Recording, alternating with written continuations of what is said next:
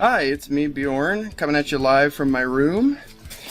And, Asher? What are you? Dogs.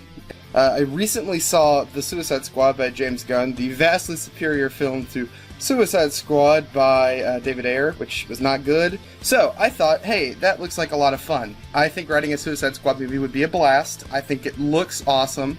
I think you get to use some really weird characters and you can basically do whatever you want. And I think that's, like, the dream when you're writing a comic book thing. You're not bound by, like, Superman or characters like that have very specific things they have to do. Suicide Squad, you can kind of go fuck wild.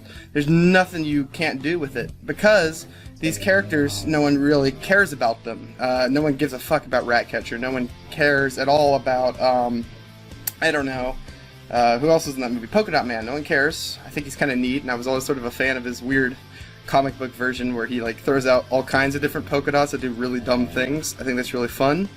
But anyway, I think it's a good franchise, and I think James Gunn's approach of pulling the weird characters out and actually giving them interesting backstories and some cool personalities and just letting them be weird is the much better approach. So I watched that movie and I was like, I want to try that. I'm gonna do that. I'm gonna try it. I'm gonna make my own. So I started thinking up an idea. And I have been working on my own version of the Suicide Squad 3, or the Suicide Squad 2, or I'm going to call mine Suicide Squad The Point of No Return. I think you need at this point, you can't do the Suicide Squad 2 or Suicide Squad 3, it would be confusing. So I've just, a subtitle I think is the correct way to do this. And it's also sort of a reference to the first movie because they used Kansas's Point of No Return in the movie. That'd be a nice little callback. And so yeah, that's what I'm doing. So for this video, I'm not going to touch on the plot. I'm going to go over the cast of characters I intend to use as both villains and your, I guess, heroes who are also villains, whatever, your standard squad. What characters I chose and why I chose them. I think it's going to be pretty cool. Yeah, real fast though, I am going to be writing a full script for my movie. I'll put it up here when I'm done. And until then, I'm going to be giving like vague plot synopsises, points of interest, things that happen, maybe some brief dialogue I've written. But I am writing a whole script just because I think it's a fun exercise and because it's good practice for writing a script.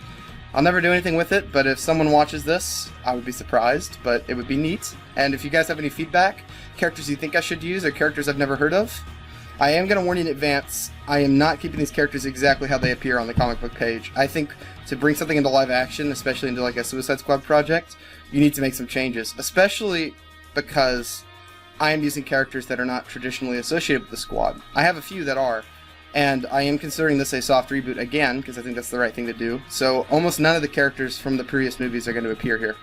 You're not going to get a Ratcatcher, no Bloodsport, and I'm not even including Peacemaker, because I don't know what's going to happen in his show. So I'm gonna leave him out so that my thing doesn't become weirdly dated as a alternate universe potential sequel that's probably terrible. Alright, so without further ado, go ahead and start playing Oh No by Grandson, because we're gonna introduce our squad. And I feel like our first character we should introduce is a classic of the Suicide Squad. It's of course Blockbuster, a very large man who might be superhuman. It's always sort of unclear, but he's just a very big person. And in my iteration of Blockbuster, he is also very, very dumb. I'm going to sort of use him to fill in the King Shark role of the sort of lovable sidekick.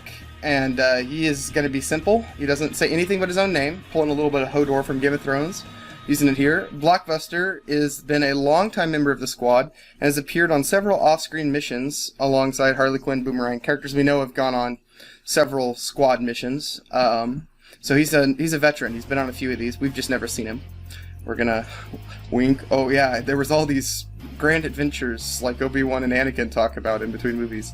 My next character I'm going to use is Harley Quinn. The classic Harley Quinn, you know, Margot Robbie. We're gonna take the one from James Gunn's version because, I mean, Jesus, she's so much better.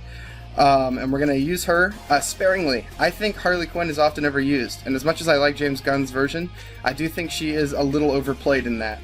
I think she's best relegated as a funny side character that pops up from time to time, or she becomes very jarring.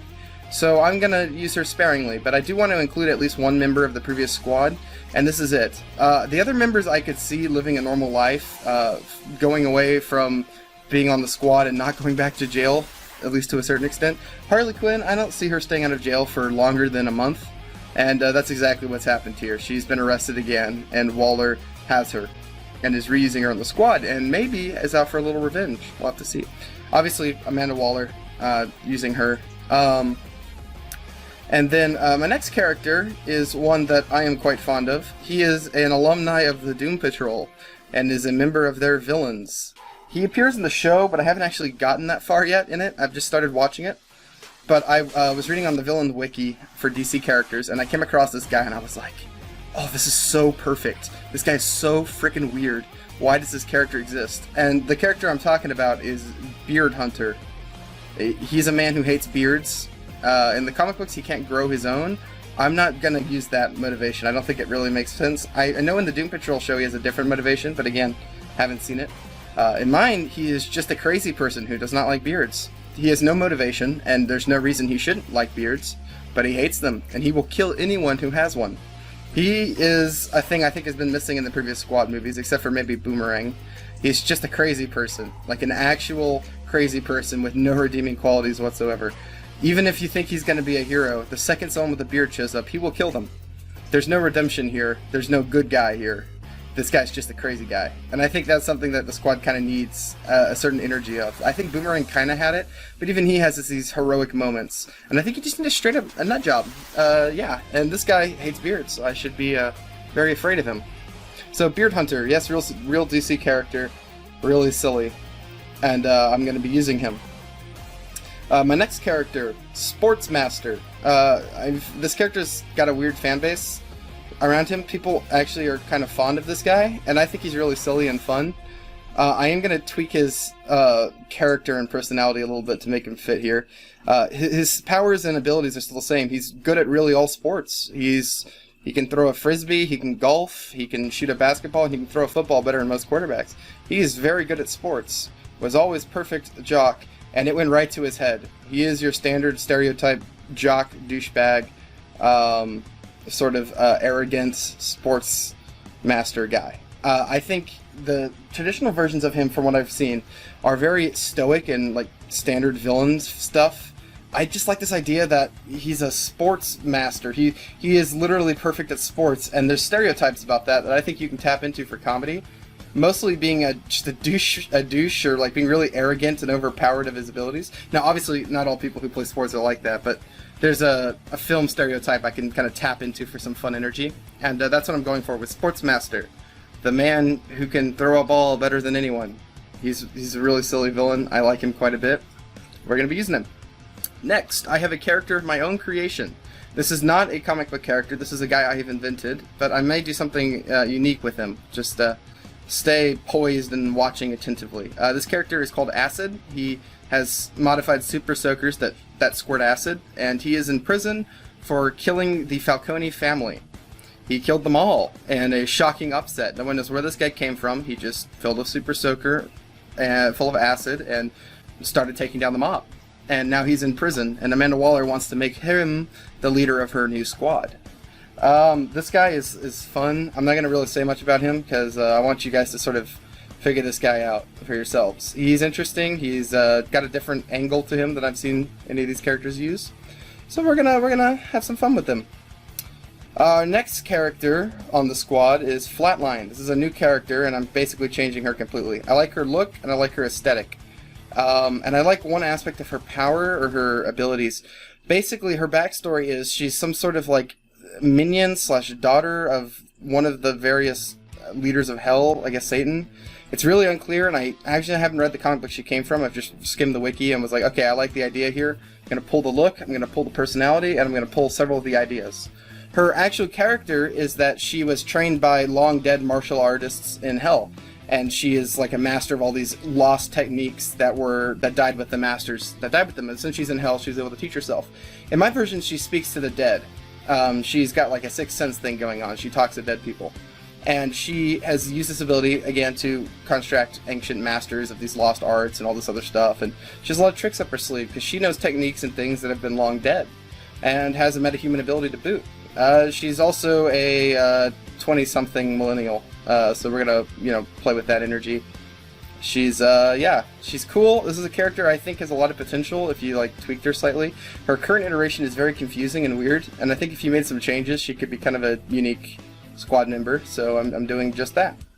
Next guy, another Suicide Squad character, who has another weird, confusing backstory also connected to Hell, and I just don't even want to bother, so he is called Jog. And apparently he's like half Satan or half Hell being, half human, and he is French African, which I think is cool. I'm definitely using that. French African is unique and cool, and his powers are he's like a speedster, but he has like limited capabilities of speed. So this is like arbitrary for me.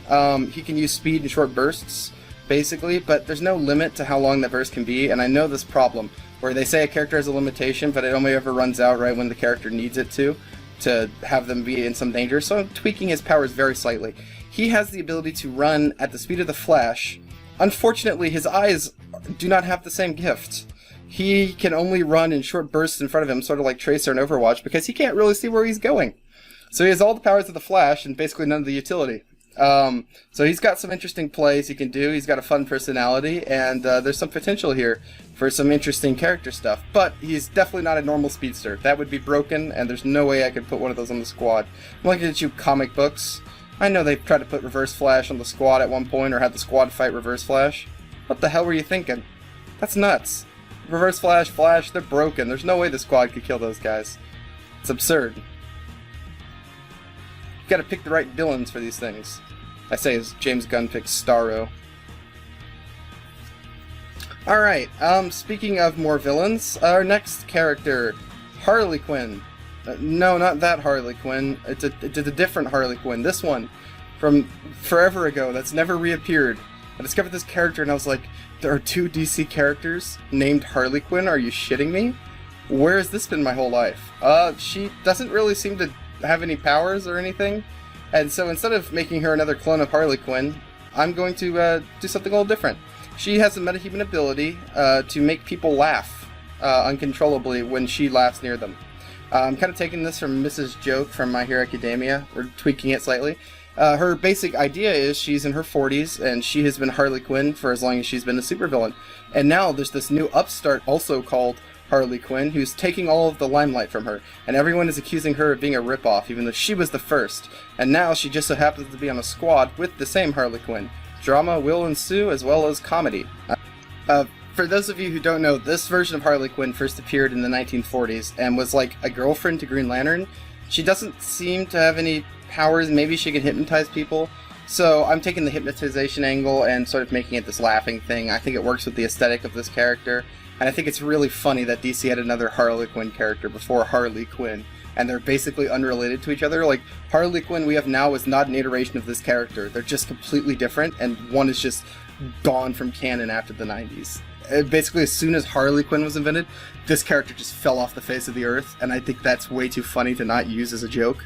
So, that's why I'm including this character. And again, you're starting to notice we have a very large cast of characters here, and that's intentional. I think the angle to go as Suicide Squad is not 4 or 5, 6 characters. It's like a huge cast, and the reason you can do that is a lot of these characters would be irritating or grating in any large capacity. Some of the good ones you can have take center stage. I think James Gunn did that very well. But you also need a large cast so you can kill people a lot. I think that's a big key here. I'm gonna kill a lot of people in this movie. I think that is a lot of the fun of a concept like the Suicide Squad. It's just murdering everybody. So we're gonna be doing that. You can place your bets if you think who's gonna die. Take a guess on which characters I plan on killing. I'm gonna try to make it like up in the air. You never know who's gonna die, who's gonna live, when it's gonna happen. Speaking of characters that are 100% going to die, I have a character called the Tin-Eyed Man. This is not one I made up. This is a real character. He has eyes on his fingers, and he's blind, except for the eyes on his fingers. And that's it. That's his power. Yeah, he's gonna be in here. He has eyes on his fingers. He's called Tin-Eyed Man. I think that's really all you need to know about him. He's got eyes on his fingers. Pretty cool, honestly. I like what we've got going on with him. Eyes on his fingers. There's not much more to say. Up next, we've got Metallo. Classic Superman villain Metallo. Man in a robotic suit powered by a chunk of kryptonite. In my version, that chunk of kryptonite is actually lodged inside of his heart, Iron Man style. and it keeps him alive, but also requires the suit to keep him sort of up and going. Mixing a little bit of the classic Metallo, Iron Man, obviously, and pulling in some Dr. Freeze. He's trapped inside the suit, and getting this kryptonite lodged in his chest was actually the fault of Superman. In an accident, he was robbing a bank. Superman stopped him. One of his compatriots tried to use kryptonite, which Superman batted away and happened to pierce Metallo's stomach, or heart rather, which has led to Metallo getting revenge on Superman, fighting him numerous times and then landing him in Belle Reve. Metallo is a fun villain. He's a classic Superman villain. I don't think DC will ever use him, considering that Superman's already fought Doomsday. I think we're a little past Metallo. So instead of wasting Metallo to the canon, like I think he might end up being like a character like Jimmy Olsen was in Zack Snyder's Batman vs. Superman, where he's like, I am apparently Jimmy Olsen, no one says my name and I die immediately. I kind of fear that might be the fate of a Metallo. So I'm going to take Metallo and I'm going to use him for something. This is going to be what I think might be my most controversial pick, because this character is traditionally a hero. Or at least what you could call a hero. I am going to take this character and make them a villain for once. They often serve as a sort of villain-hero role, like a person who unwittingly becomes the villain in their original story, but this character is not usually someone you would associate with the Suicide Squad or even villainy. In fact, again, this character is associated with the Doom Patrol. Why do I keep pulling from the Doom Patrol? Because they fight weird, zany villains that are just frankly perfect for this. The character I am talking about is Dorothy Spinner and her imaginary friend Candlemaker. For those who know, this character is awesome. I absolutely love her. She is a 13-year-old girl who was born deformed. I'm not actually going to use the deformity. I think that's often used to make her fit in with the weirder characters of the Doom Patrol. And I think it feels a little out of place in this context, so I'm just not going to use it for now. She is a metahuman who has the ability to bring to life imaginary friends that she creates. What's cool about her, besides, what I've already explained, is that often these imaginary friends are not her real friends. They're just things she imagines up. So if she has a nightmare or a creature she's afraid of, it becomes real. If she has a friend, it'll become real and help her. But not all her imaginary friends are on her side, and often they clash with her. So it leads to this really cool sort of dynamic where you never know what imaginary friend is going to come out and if they're going to be helpful or not. And I think she's a perfect fit for the Suicide Squad. Although she's a little young, I'm going to have to explain how a 13-year-old is in Belle Reve, and I do. Candlemaker will also appear, her most notorious friend, I'll call him. He is pretty evil. In the comic books, he's like a djinn or a genie, like a wishing god. We're going to kind of not do that. I'm going to do something really different with him, but keep his sort of menacing air and definitely keep his appearance. His comic appearance is awesome. I love it, and I want to keep it the same. She's going to be sort of the main character of this. She's going to fill sort of the rat catcher role, but I think with a little more screen time and a little more going on. So, yeah, get excited. Up next, we have one of my favorite members of the Suicide Squad, a character who is going to fill my Polka Dot Man role, and that this is going to be the character that people talk about, and they're like, have you heard that this guy is going to be in a movie? Who is this? It's so weird. What? And that guy is Zebra Man. I've racked my brain trying to figure out what the fuck is up with Zebra Man. I think it's some sort of alien parasite, almost like Venom, but then I'm not sure, and I don't really care. I just think he's really funny, and I think the thing to do with Zebra Man is to keep his powers. He has telekinetics and force fields, which has nothing to do with zebras. I think he gets his name because he is striped, and I think that's the right angle, but I think you need to take it a little differently. So my Zebra Man really likes zebras. He just thinks they're pretty neat. They're his favorite animal.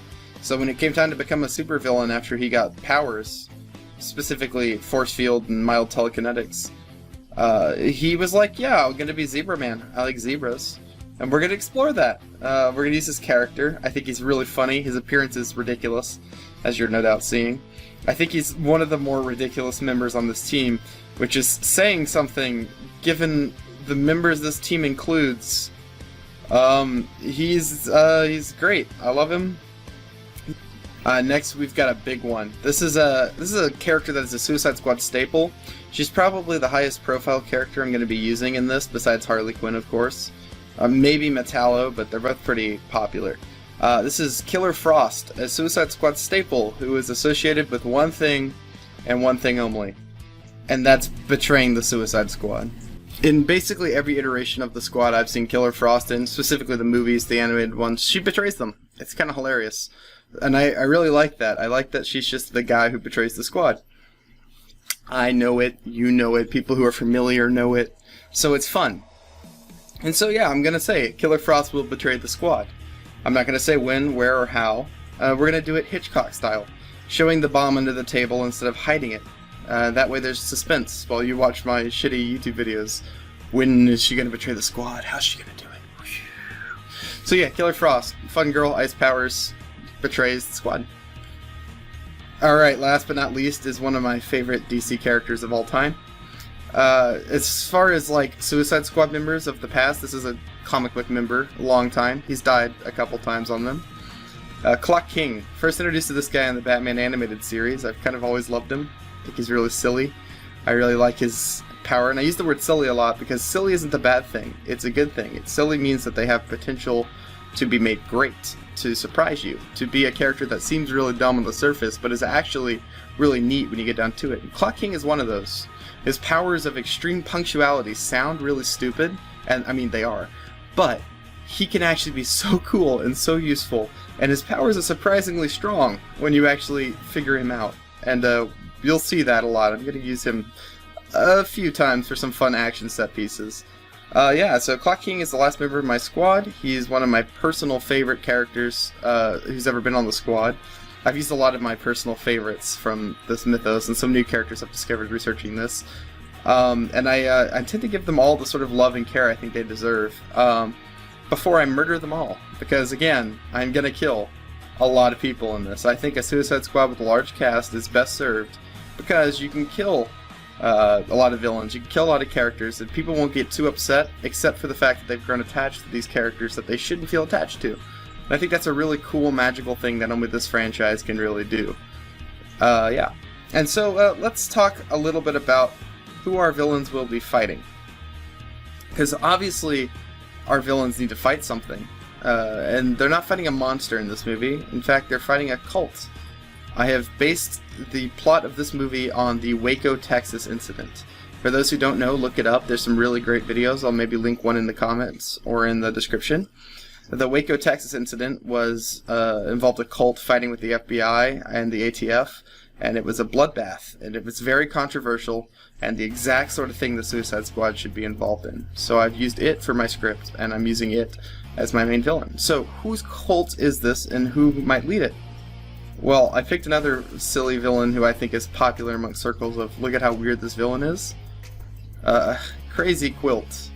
The man who has mind control powers and wears crazy quilts.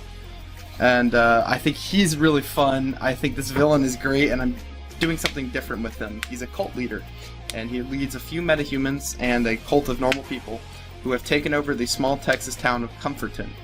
Comforton is based on Comfort, Texas, small town here in Texas.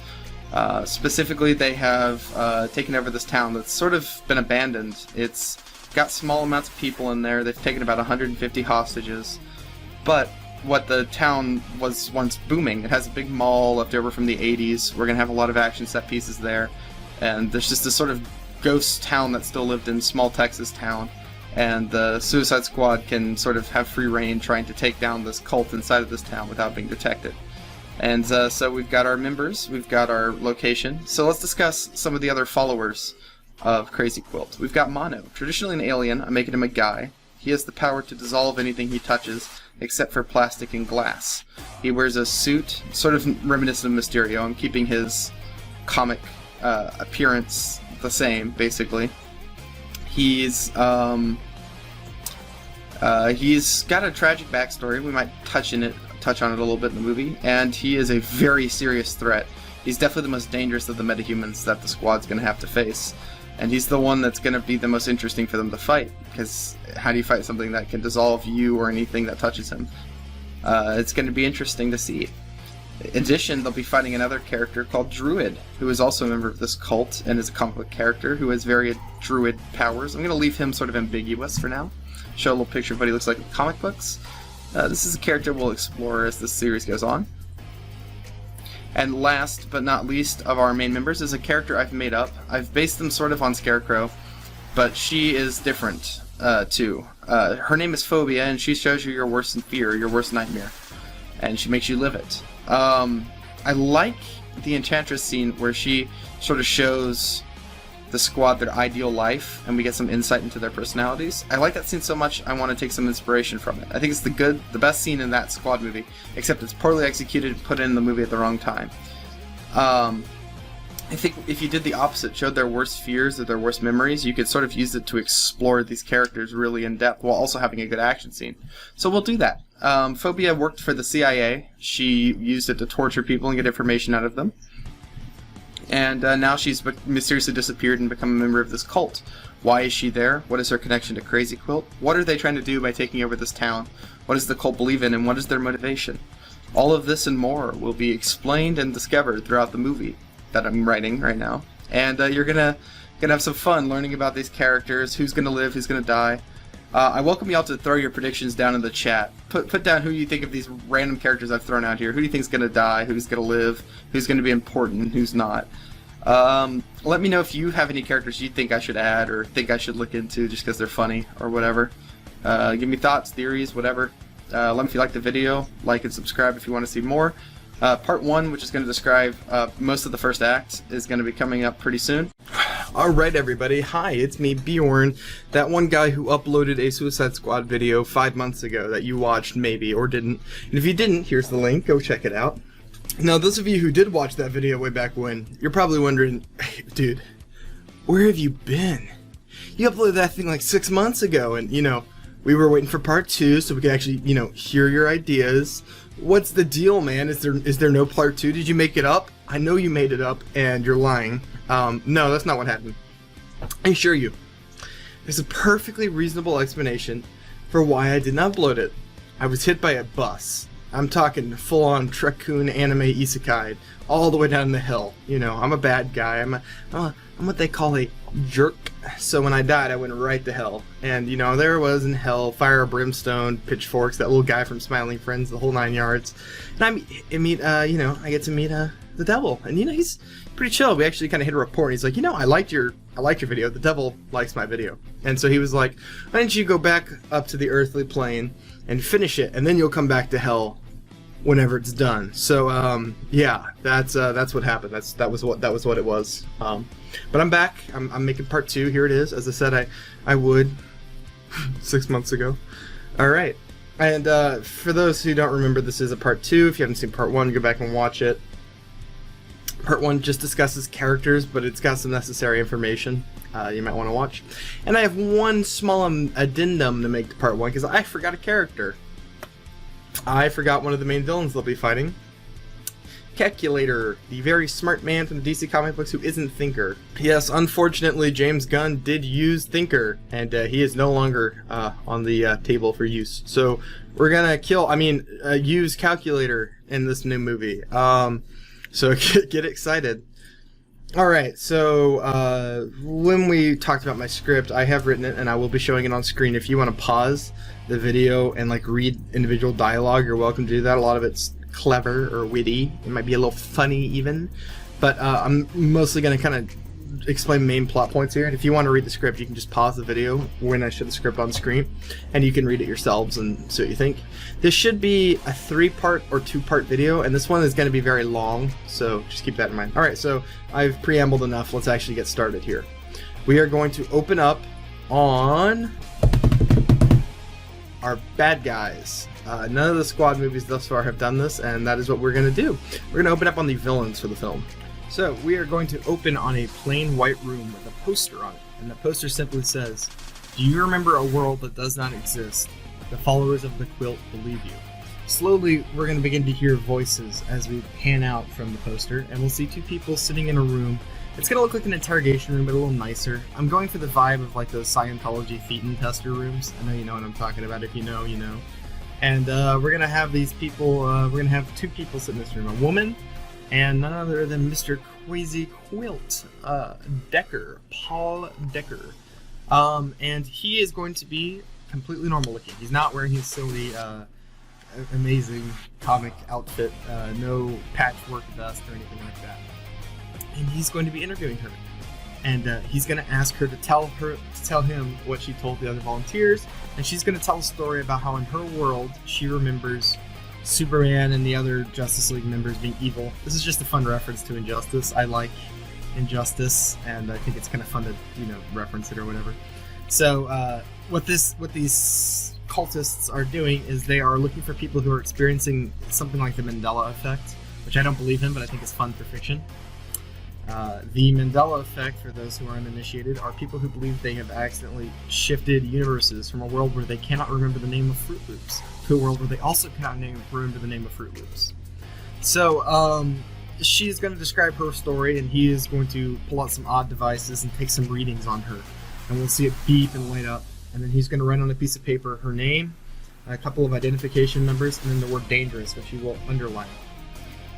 After that, he's going to hand her an odd set of glasses, like a device sort of, and tell her that it's going to take more readings. She'll put it on, stand up awkwardly, and just walk out of the room before he says, "Go join the others," as she walks out. Obviously, this is our first look at his powers. For those who don't know, he is a mind controller. He uses flashing color patterns. I'll say that maybe the glasses flash off some colors that you can see to mind control people. So she walks off. He starts to set his file back into its case, and we hear a knock at the door. We see none other than the forgotten calculator, who I forgot was in this movie for a bit there.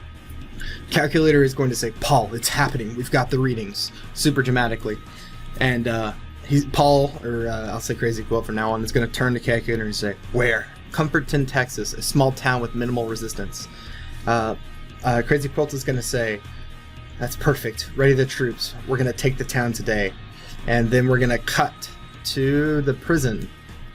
Real fast, I'm going to mention that I have made a soundtrack to go along with this video. I'll link it in the description of this video. It's just got some songs that I'll probably use based on the script in my final movie, or it's just songs I think fit the tone that are nice that I couldn't find a place to sort of wedge in. There's some pretty good ones, some mildly obscure stuff, some not so obscure stuff. Whatever, it's interesting. You can go take a listen to it. But for our first song, we're going to use the song "Crazy," classic sort of older song, and we're going to play it in because, of course, we are in the insane prison for the insane super criminals. And we're going to pan in on Amanda Waller walking. She is going to be walking up to a cell. When she gets there, she's going to rap on the bars. Inside of the prison cell, we are going to see none other than Acid, my original character I mentioned in my introduction video. He will be looking at a photograph of a family, himself included, with a wife and a daughter. And when she taps on the bars, he's going to fold the photograph very carefully, put it in his pocket, and turn to face her. She's going to inform him that she has an offer and that she wants him to join her task force. Acid's going to ask why and ask if she's read his file, among some other things. Waller is going to tell him that she read it and she doesn't care who he used to be, that he impresses her now. And she's going to ask him to join the Suicide Squad. And more specifically, she wants him to lead it. That she says that he has the trait she's looking for in a leader. So, yes, I am making my OC character the leader of the team. I swear by the end of this video, you'll understand. Maybe not this one, but the second one. My goal is to make y'all actually like and care for these characters. It's going to be tricky, but I think I can do it. Alright, now Waller's going to tell her that she has to go meet her team, and that the mission is time sensitive so they don't have time to banter. First, we're going to meet Crusher Croc, aka Sportsmaster. We'll see him bouncing a lacrosse ball in his room, as a reference to the last Suicide Squad movie. This is just sort of for fun. She's going to tell him that he's an expert in all things sports, and Acid will ask, like football? And she'll say yes, among other things. He's more effective than he seems, that he's been on a couple missions for her. And then Sportsmaster will meet Acid, and he will not be impressed. He's going to ask why this guy's their leader and what happened to Talkman. Waller will mention that Talkman is heading up Team 2 because this mission is large scale. We're going to make a couple references. If you get this, you get this. It's in the dialogue you can read. So she's going to clarify that Acid is in charge, and then that'll be it. Sportsmaster and Acid will have some quippy joke dialogues with each other. Y'all can read it. Some jokes about... Mostly what's important here is that Sportsmaster thinks Acid seems familiar, and that asks if they've met. Specifically, he asks if they've met under less than savory circumstances. You guys get the idea. Next, we're going to meet Dorothy Spinner. Dorothy Spinner, of course, is the member of the Doom Patrol who in my film is in prison. We'll see her in a cell with crown drawings taped all over the walls. A lot of these drawings will be references to things that might appear later, so I'll just leave them vague for now. Sportsmaster will ask, what is she, 12? And Waller will explain that she's 11, but that she's a metahuman of such immense power that off-the-book exceptions were made allowing someone her age into Belrive. Acid's going to ask what she did, and Waller's going to hand him a folder with pictures from a crime scene. We're going to see a man sliced in half, blood all over the walls, claws on the wall, and last we're going to see a woman with a horribly deformed and burnt face, and she's going to be all cut up. Waller will say that she left the pictures of the 2 children out. When Acid clarifies what is this, Waller's going to tell him that they were her foster family and that she killed him. It took the police a while to figure out that she was a metahuman. We believe she can bring her imaginary friends to life. Sportsmaster will ask, what kind of friend does something like this? And Waller will say that with any luck, the kind you don't have to meet. Dorothy will now join them. This next scene, I'm just going to kind of skim over. Basically, we see Kite Man in a prison cell. Waller's about to put him on the team and decides not to. And we see Kite Man kind of upset about that. I just wanted to put Kite Man in, but didn't want to actually include him on my team. It's a sin that Kite Man has not appeared in a Squad movie yet. He's a classic character, in my opinion. Next, we're going to be introduced to Beard Hunter, who I haven't given a real name yet because I could not find one for the life of me. Everywhere I looked, he was just called Beard Hunter. So I'm just going to make up some pun name, but for now I just left it blank. She'll tell them that he kills people with beards and those without with some convincing, and that he has an impressive kill count. When asked how impressive, Waller tells him that he has killed 33 bearded individuals before capture, and that he's killed 2 more since he's been here, and that has landed him in isolation. Acid will say, 35, fuck me, no one on our team has a beard, right? Waller will say that's correct.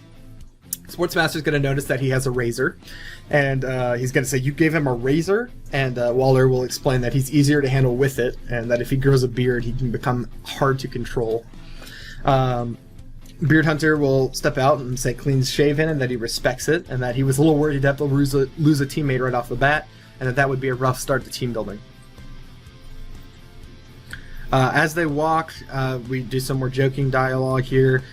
Most importantly, that Sportsmaster says some not so great stuff in front of the kid, and Acid makes a face at him, and he says that she's a murderer and that she can handle locker room talk.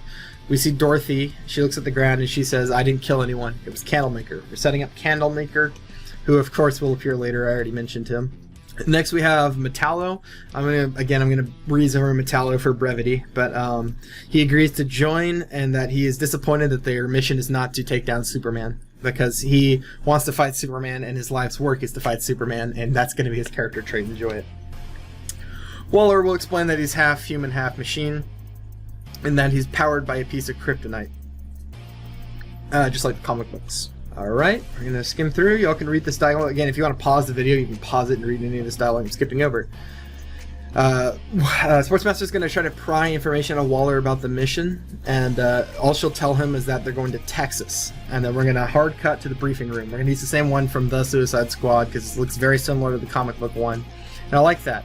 Specifically, we're going to see quite a few characters here. We're going to see Zebraman, Jog, Flatline, Harley Quinn, which is the other Harley Quinn, and Ten-Eyed Man. For descriptions, you can read in here or look back to the first video. They look pretty similar to how they do in the comic books, with whatever changes I mentioned. So we're going to join in on an argument between Jog and Zebraman, which I'm going to read out because I think it's funny. So Jog is going to ask, so your powers have nothing to do with the suit or zebras? And Zebraman will answer, no. Jog's going to ask, then why a dumbass zebra costume? Zebraman will say, I just think zebras are neat. They're my favorite animal, and I don't think the costume is dumb. Jog will say it is. It looks like a furry's wet dream, and then asks if it's a sex thing. Zebraman says, no, I just like zebras. They're majestic beasts. Zebraman is a better name than Jog anyway, and Jog is going to say, well, at least I jog as part of my abilities, so my name makes sense. As they're fighting, Flatline's going to throw a ball at them and ask them why they aren't reading their mission briefing like they're supposed to. When he asks why he would read it, she tells him there's a bomb in their neck. We get some dialogue here where Tin-Eyed Man doesn't believe the bombs are real and Harley Quinn says they are. They keep bickering like that for a while until Blockbuster enters the room. He's going to say Blockbuster, which is all he will ever say. Harley Quinn's going to be excited because she knows him and they've been on missions in the past. Again, they talk for a while. We see Tin-Eyed Man, who asks what's wrong with Blockbuster. Tin-Eyed Man will be doing this every scene he's in because his eyes are on his fingers, if y'all recall.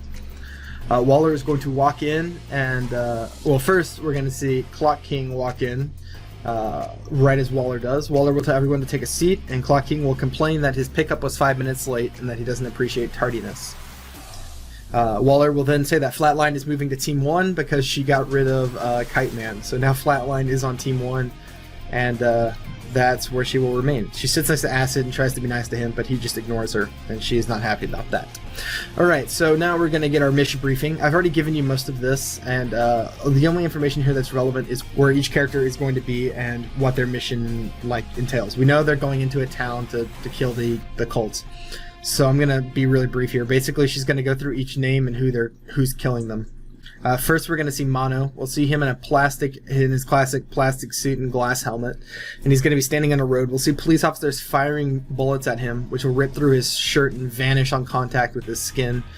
He's going to run up and grab an officer, reducing him to ash, and then Waller's going to pause the video, say that he is a metahuman who can dissolve anything, and that both teams will be working together to kill this guy and Decker, because he's basically the bodyguard to Crazy Quilt, and so that they'll have to take them out together.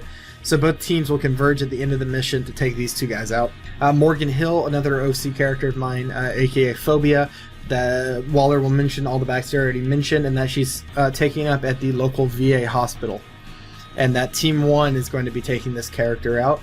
Team 2 has the objectives of killing Druid, who is an elderly man who has the ability to control plants and animals, who had a cult of his own before joining Crazy Quilt, and that he is taken up at the small Cumberton Zoo, of course. Calculator, who she wants them to take alive, and then mentions that Team 2 has a secondary objective to retrieve their inside man, who is Killer Frost. I mentioned all of this. Then we're going to hard cut to the tarmac. We're going to follow Team 1 when they're leaving. Team 1 being Metallo, Acid, Candlemaker / Dorothy Spinner, Flatline, Sportsmaster, and Beard Hunter.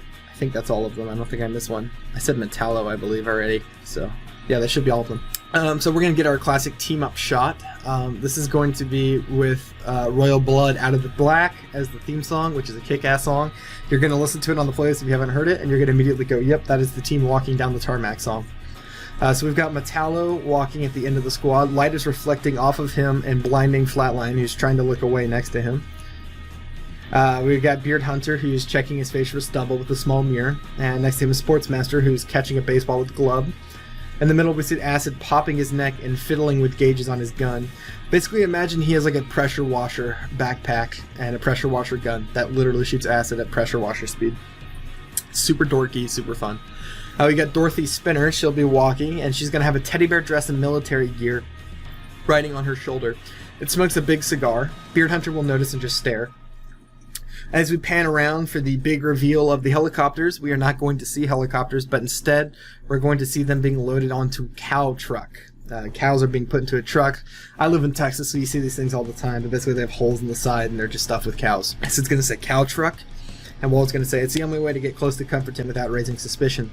The cult has spies everywhere, and it's proven troublesome.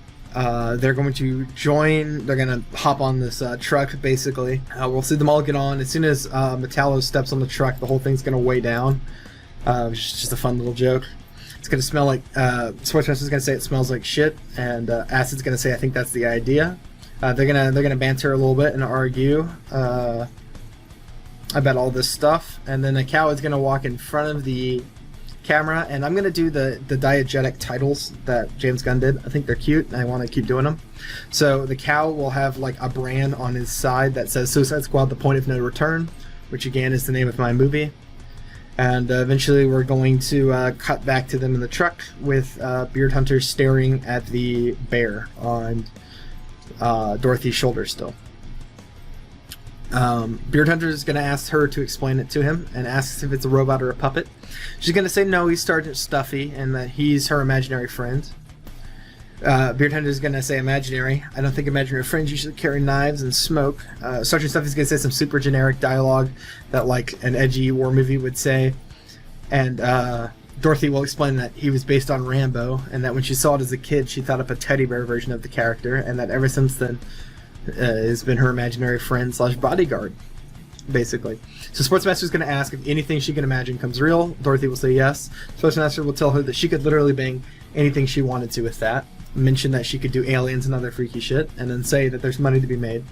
Beard Hunter and him are going to get into an argument over his treatment of her. And at the end, it's going to turn out that Flatline wants them to basically say the coolest thing they've ever done to prove who is the best once and for all. Sportsmaster will say that he beat someone to death with a football, and that it's harder than it sounds.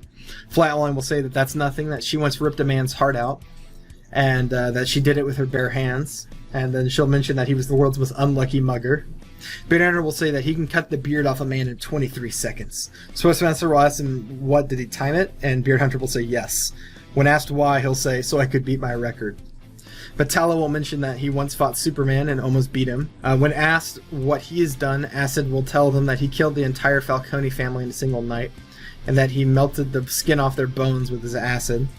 When they all stare at him and make faces, like I've discussed, and Flatline will mention that she remembered hearing about that, and that even the kids died. Acid's gonna look at the ground and say, yeah. When the truck finally comes to a stop, we'll do like a time-lapse thing. We're gonna hear the song Sleeping on the Blacktop start playing, as two guards open it up and point them in the direction of Comforton and tell them that it's about 12 miles away. We're going to watch the team sort of climb over the hills of Texas or whatever, get some cool shots, and then we'll pan over a cactus where the quills will spell out Part 1 Nightmares. We see them reach the edge of Comforton. The town is quiet, but all we can see are two guards moving along the streets.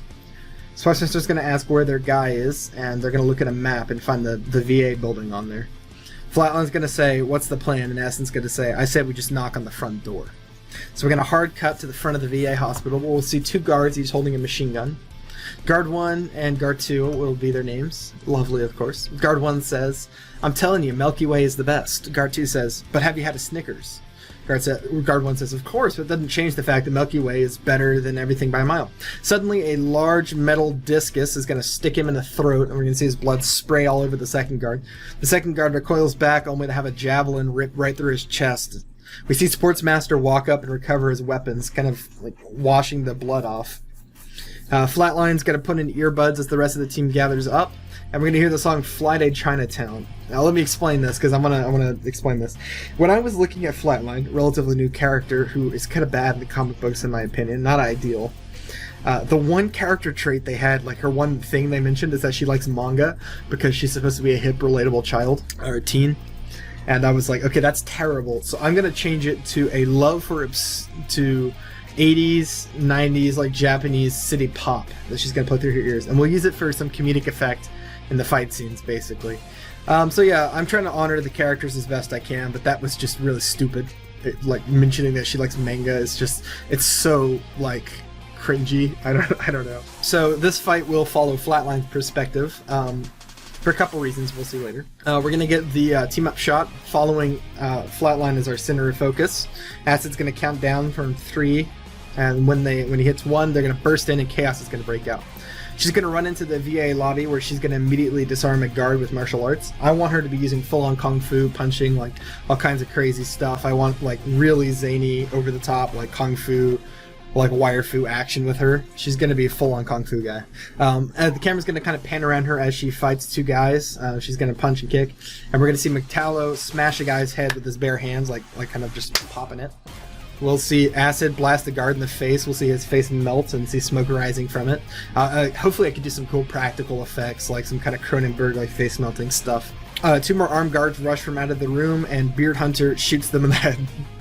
None of them have beards, though. Lifeline's going to leap forward towards the next guard, jabbing him in the throat and slamming his head into her knee.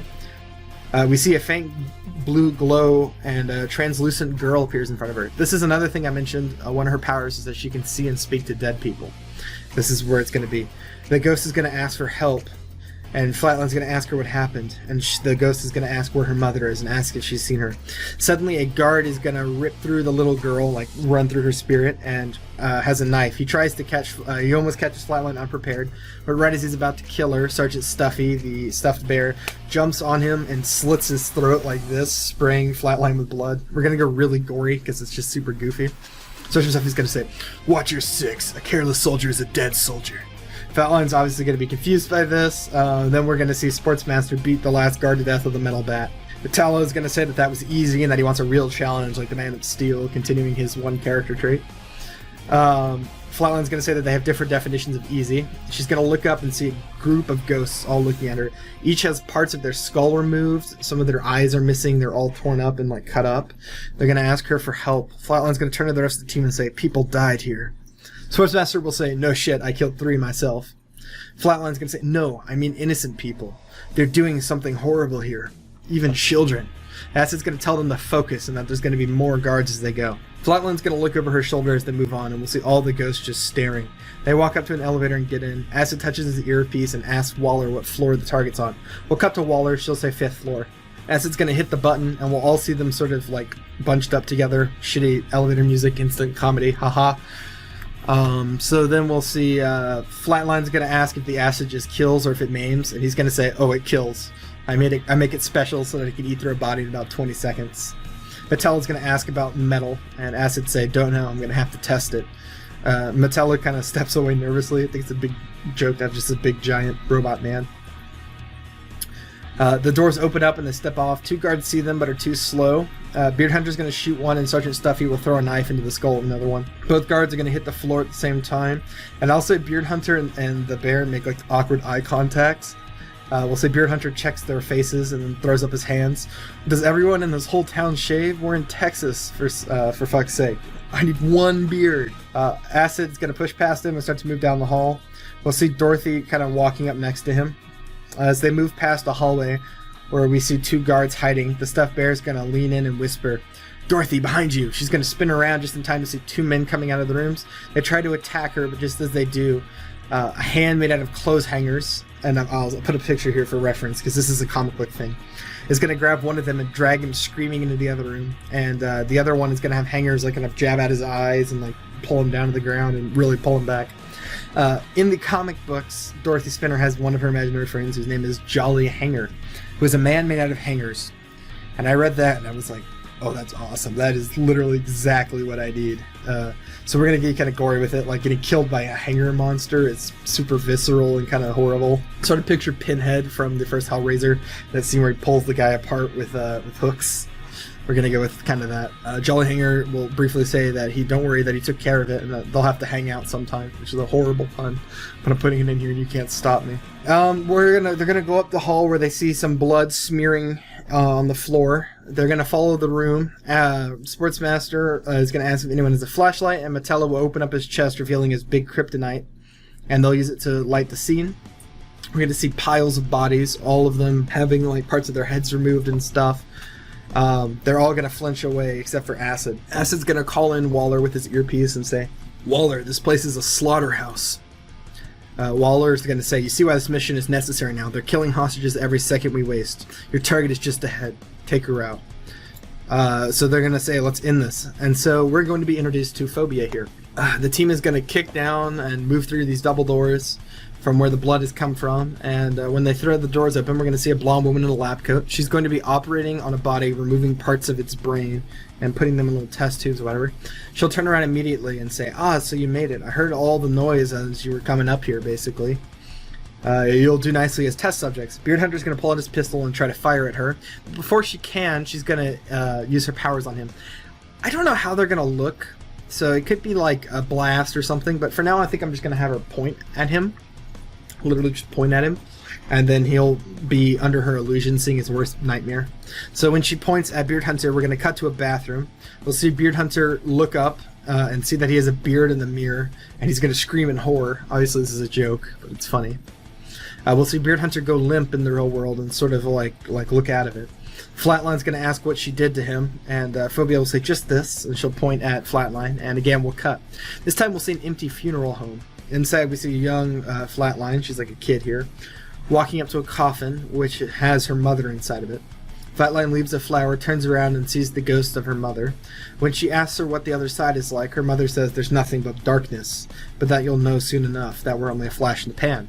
So her worst fear is that there is no afterlife and that her powers are a lie, and that she has to deal with that sort of existentialism. Flatline will crumple all the way to the floor. Sportsmaster's going to say fuck that. He's going to pull out his razor-sharp discus and try to throw it, but before she can, he gets pointed to. We'll see him as a child as well. He's going to be standing in the backyard in like a picket fence suburbia kind of area. And a football's going to hit him in the chest, but he'll fail to catch it. And his father will be there, and he'll say, "You think you'll make the team playing like that?" The older man walks up and pokes Sportsmaster hard in the chest and says, "Sports are your life, Crush. They're everything. They'll take you far, but you have to fucking try." Sportsmaster will say, "But Dad, I don't like it. I want to join the radio club." Sportsmaster's dad will say, "You're going to play ball and like it, or you're no son of mine. Now catch this one or I'm getting the belt." He's going to walk off, throw the ball. We're going to see Sportsmaster run and try to catch it, but just barely miss it. And then we'll cut back to him being limp. For Sportsmaster, I've always seen this character, but no one really goes into his backstory. Like, what would motivate a man to become obsessed with sports? And I thought, what better than an abusive father? Which is going to be a trend through a couple of these characters, like a theme almost. It could be like a theme, like fatherhood is a theme in my film. Perhaps my film will have a theme, and the theme might be fatherhood. But, Sportsmaster, especially, I think, benefits from this. Like, having a father who pushes sports on him and makes him think sports are his life is a perfect explanation for how someone could end up exactly like this kind of douche guy with nothing going for him but sports. And it's kind of sad, and I think I wanted to sort of go for that. So next we're going to see Metallo, and this was fun. I wrote this in so we could have a Superman cameo. I'm talking real Superman. I don't like the Snyder Superman. I'm sorry, he's super miserable, and I like happy, smiley Superman. Hot take, I know. But we're going to see Superman float down to face Metallo. Metallo's going to punch him in the face, but Superman's only going to laugh. "Come on, Metallo. Is that the best you got? That's the weakest punch I've ever felt." And Metallo will say, "No, I've trained to fight you." Superman's going to say, "Well, then you did a poor job. Now let's get you back to jail." So that's going to be, Metallo's nightmare. Dorothy is going to say, "Friends, I need help." And she's going to thrust her arms out. And this is some fun. With her imaginary friends, I kind of want to do them all in different animation styles.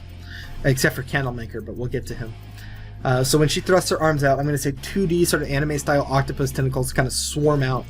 But as soon as she does that, Phobia is going to zap her, and we'll see her backstory. This is going to be probably the darkest one, because I have completely changed Dorothy Spinner's backstory. I think for the better. I mentioned in my part 1 that I wasn't going to do the wish God from another dimension thing. I want Candlemaker to literally be her imaginary friend. So what would cause her to come up with imaginary friends so horrible? It's going to be a metaphor for her abusive father. It's going to be her own mental representation of him. So we'll explain that here. So we're going to cut to a small suburban home. We'll see young Dorothy walk into the front door. She's going to quickly walk by a man sitting in the chair molding candles. A literal candle maker. It's a little on the nose, but we're going with it. It's clear that Dorothy is trying not to be noticed. Candlemaker will spot her. "Dorothy, I got an interesting call from your teacher today. You told them you were afraid to come home. How many times have I told you not to talk to them?" He slams a hand on the desk and a few candles will fall over. Candlemaker is going to say, "Did you listen, you little bitch? Now I'll have to hurt you until you get it. And I don't like to hurt you, but you just won't get it." So basically we've got our classic abusive foster father, which makes it even worse. He's going to reach his hand out and grab the wall, but we'll see it start to turn into claws as wax begins to drip from it. He turns around to face her, and we see it's actually the face of Candlemaker, just like in the comic books. Dorothy's going to scream and try to run, but the monster's going to follow her up the stairs, leaving claw marks as it does. And then we'll cut to the hospital. Only Phobia and Acid remain. Acid is going to try to get his guns up before she can touch him, but it's too late. She nails him. Acid's wife and kids are playing with cars on the floor while he cooks dinner in a small modern house. Suddenly, men in masks break through the door. They hold guns out to his family. Acid's wife, "What is this? Who are you?" Falcone's going to walk in the door, and Falcone will say, "We're friends of your husband. You see, he took something from us." Acid's going to beg and say, "Please, I'll give it all back." And Falcone's going to say, "You made a mockery of us. Someone like you stealing from someone like me. It's a bad look." One of the masked men is going to walk up and hand him a knife. Falcone's going to say, "I thought about handling this peacefully, but I don't think that's going to work. So I'm going to kill your family in front of you. And then no one will ever fuck with me again." I thought about killing you too, but I think I'll leave you alive in such a way that you'll never forget what a joke you are. I think that's just more fun. He's going to pick up a knife and carve something into Acid's forehead. We'll hear screaming, but we can't see what's carved. Falcone will wave his hand and we'll hear gunshots. The camera's going to focus on Acid's face. We can see the blood flowing down from whatever's carved in his face, but still can't see it. And we can see his dead family reflected in his eyes. We're going to cut to a hospital as Acid's hand drops to his side with his gun with it. We look over the team, all of whom are glassy-eyed, and Phobia sighs. That's too easy. I thought the metahumans they'd send would be a challenge at least. She pulls out her phone and begins to make a call. We're going to cut to Belle Reeve. Assistant, one of the random assistants, not Diebeard from Peacemaker, one of the other ones, is going to say, nothing, they're no longer replying. Waller's going to say, try again. Assistant 1 will say, Miss Waller, we're intercepting a call. Waller will say, let's hear it. We'll hear Phobia's voice. Paul, they tried to send metahumans. Crazy Quilt will ask, are you okay? Phobia will say, I'm fine.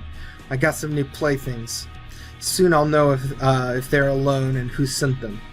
Crazy Quilt will say, keep me posted, we're close. Calculator is making the final preparations. Phobia was going to say, oh, and I'll need more guards. Mine are quite dead. Crazy Quilt will say that he'll send some over. Waller's going to say, fuck, RMT wants bombs. System 1 will ask, what? And Waller's going to say, we're going to remove any chance of her getting information. We're going to cut back to the hospital. Phobia's going to pick up a scalpel. And she's going to say, oh well, new test subjects are always appreciated. We'll cut back to Belle Reeve. We'll see Amanda Waller getting the key and turning it inside of the bomb case before opening it up. We're going to see Acid one more time. Phobia's going to walk up to him and say, I'll start with you, big guy. We'll cut back to his dream. Inside, he'll be tied to a chair. He'll look up and we'll see his dead family on the floor. He's going to look somberly at them and say, I'm sorry, but I'll have to leave you again. I know this isn't real, but it was still good to see you. We'll cut to the hospital. He's going to look up and begin to lift his gun. Phobia's going to notice and point at him again. His head slumps, but only for a second, and his face is really angry. He's mad. She'll try again, but he barely reacts. Phobia's going to say, that's impossible. It's your greatest fear. You should be petrified. Acid will tell her, my greatest fear, I've lived it.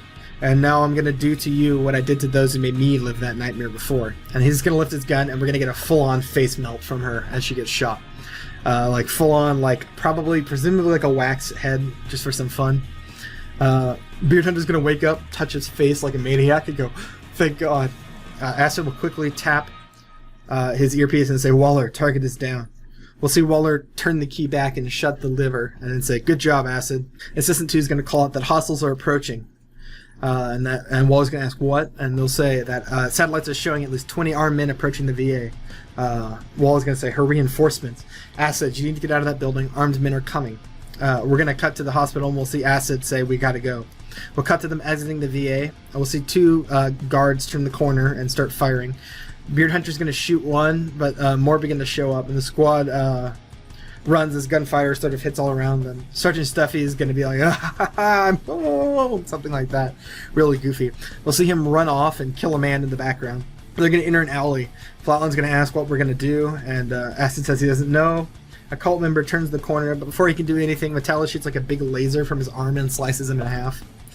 Sportsmaster's going to say, you could do that the whole time? And Metallo's going to say, yeah. Cult members are going to be arriving in the distance. We can see them. We'll hear them yell, they went that way. And we'll say Dorothy starts to cry. Flatline puts an arm around her and tells her it's going to be fine. And then we'll hear a voice off screen, hurry, this way. They all turn, and we'll see a girl peeking out of a sewer grate. They'll all start to follow her down in the sewer, and then they'll close the grate right as the guards walk by. Assistant 1 will say that they've lost contact with Team 1, and it looks like they went underground. Waller's going to say at least they're alive.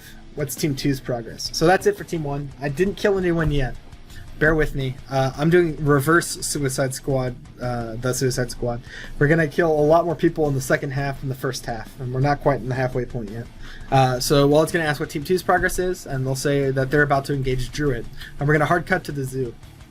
We'll see Team 2 making their way past tons of empty exhibits. And Jog is going to call out and go, yo, Superman. Superman's going to say, what? He's like, how is it nice to be home? You know, the zoo. And Superman's just going to go, hilarious. And then Harley Quinn's going to go, oh, leave him alone. He's just trying to earn his stripes. Jog's going to start laughing and say, oh, that's a good one. I should have thought of that one. Blockbuster's going to say, Blockbuster. And Jug's gonna say, what is he on about? Blockcharger's gonna point, and right as he does, we'll see a lion leap from the direction he pointed and instantly snag Zebraman. It's gonna maul him, like, super aggressively. We'll see him, like, clearly be dead. Like, his guts and shit are everywhere, and, like, his arm is off. Jog is gonna go, no way, and actually start laughing before running forward and punching the lion. We'll say it, like, explodes, because he's going as fast as the Flash. He's gonna check Zebraman and go, oh, he's dead. So that's our first KIA. Zebraman mauled by lions. Too perfect of an opportunity to pass up. Harley Quinn's gonna go, what the hell? We're already dying? Harley Quinn's gonna go, what the hell? We'll pan to her and see her pointing as zoo animals move from out of the buildings. They're all kind of converging around. And at the center, we see a man with a white beard. Harley's gonna say, hey, I found Santa, referencing her line earlier about him looking like Santa Claus. Druid's gonna say, you will all feel the wrath of nature, or something really generic like that. And an elephant's going to begin to charge towards Harley, but Blockbuster will jump in and catch it. I'll say he slams his head into the elephant and it, like, falls to the ground. He's just that strong. Jog's going to say, you kill the animals and I'll nail the guy. But before he can, Clock King just steps out, pulls out his gun and shoots Druid in the head. We'll say blood sprays across some of the animals and they all scatter running away from the gunshot noise. He's going to go, fucking amateurs. He was standing right there. Really, Waller's is the best you could find. He walks back the way he came, and Harley Quinn goes, Clockman, where are you going? And he's gonna say, to rendezvous with our inside man. We're already 12 seconds behind schedule, and I don't want to lose any more time. We only have 4 minutes and 43 seconds before this place is swarming with cult troops, if we're lucky. Harley's gonna shrug and sort of start to follow him, and then the others are gonna join there too. Hello, welcome back to Bjorn Does Movies. I am Bjorn, and I do movies. Welcome. We're continuing the Suicide Squad thing where I write a sequel to The Suicide Squad or Suicide Squad 2. I'm calling this one The Suicide Squad Point of No Return. If you have not seen parts 1 or 2, I would recommend at least watching part 2 because part 1 is just like an introduction of what characters I'm using and why, and part 2 is like the first chunk of the scripts. I really would recommend watching that. So just like put a benchmark in this one and then go back and watch that later. My dog is licking his ass. That's the sort of quality content you can come to expect from this channel. So, picking up where we left off, I'm just going to jump right into it. Harley Quinn and her team, which I believe I'm calling Team 1, I can't remember if they're Team 1 or Team 2, it doesn't matter.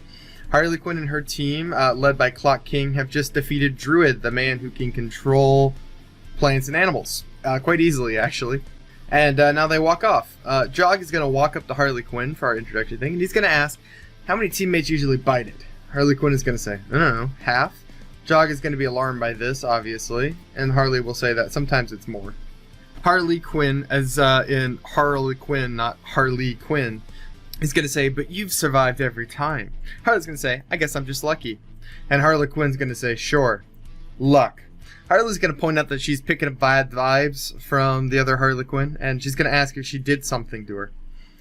To which the older Harley Quinn will reply, did you do something to me? You ruined my life. Harley will ask what she did, and that she usually remembers, ruining people's lives. To which Harley Quinn will reply that you stole my name. I was Harley Quinn before you were even born. Now everyone hears my name and calls me a ripoff. Harley Quinn's gonna go, oh my god, your name's Harley Quinn too? That's so weird. Parents, am I right? Harley Quinn will ask, what does that mean? To which Harley Quinn will explain that her name is quite literally Harley Quinn. She was born with her name. But Harley Quinn and Jog are going to be really confused by that. They're going to say, Jog's going to say, that's shit luck. Is that why you dress as a clown? To which Harley will reply, nope, that's a coincidence. Which I think is really funny because it is, for all intents and purposes, a coincidence that Harley Quinn dresses like a clown. Harley is going to propose that they should totally team up because 2 Harley Quinns are better than 1, to which Harley Quinn, the older one, will begrudgingly agree. So now we're going to cut to Team 1. Okay, I guess this is Team 1. We're going to cut to Team 1 in the dark dripping sewers of Comforton, where we left them. They were fleeing after having killed successfully Phobia. And now they are following a 20-year-old girl who has led them into the sewers safely. The girl's going to say, those costumes, are you guys superheroes? To which Acid will say no. Flatline will disagree with him and say that they are, and that the girl should ignore him, and then say that they're here to take out the cult, but they need to find a way to get to the mall, which is where the leader of the cult, Crazy Quilt, is, and that's where their current objective is to get there. The girl will say, I can do that. Well, not me, my dad. He used to work down here. The sewers run through the whole town. If a pipe runs by the mall, he'll know. Acid's gonna say that's great and ask to be brought to him, and the girl will agree and mention that they have a camp set up down here. As they go, we hear Sportsmaster grumbling about getting 10 years off his sentence, but they don't mention the shit in the sewers. He'll ask why the cult couldn't have taken over Vegas. Metallo will point out that he complains a lot, and Sportsmaster will snap back saying that he rusts if we're let outside, to which Metallo will reply that he's made of titanium alloy so that he doesn't actually rust. Sportsmaster will not be amused by this. Lastly, we'll see Beard Hunter whispering to himself. He'll be whispering awkwardly, just one more beard. Just one more beard, that's all I ask. Just one more and I can die a happy man. Sportsmaster will ask if he's okay, and Beard Hunter will say that he will be, he just needs a beard. I think we can all see where this is kind of going. The girl leads them to a cross-section in the sewers, and we see a large tent set up. Sort of like a refugee camp set up down inside the sewers of people who escaped the cult when they first invaded and are now hiding out in the sewers to evade capture. The girl goes to get her father, and we see Flatline Dorothy have some nice conversation. Her pet teddy bear imaginary friend will mention that they used to use the sewers to sneak up on Charlie, and Dorothy will point out that he's only 2 years old, so that's not possible.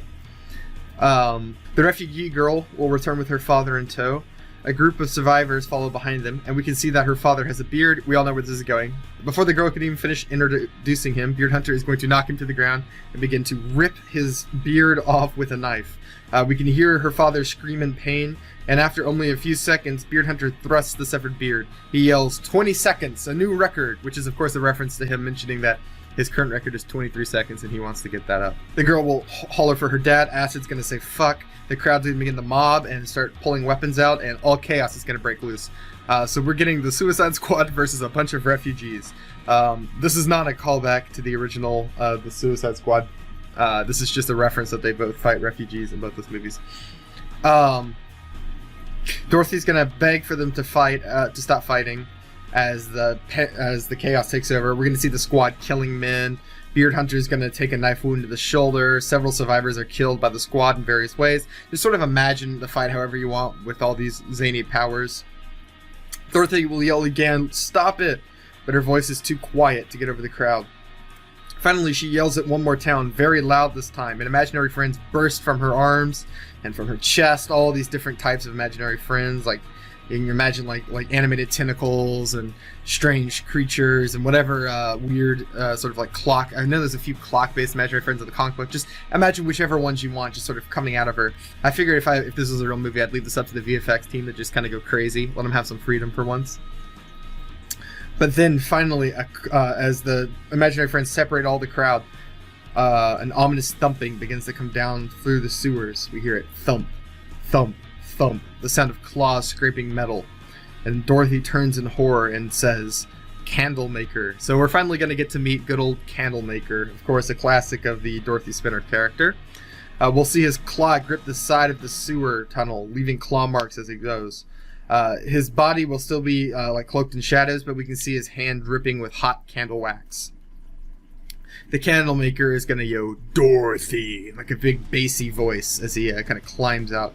Eventually we'll get to see him in his entirety. He's going to look basically almost exactly like his comic book counterpart. I love the design, so I'm not going to really change anything about it. I think it's pretty close to perfect.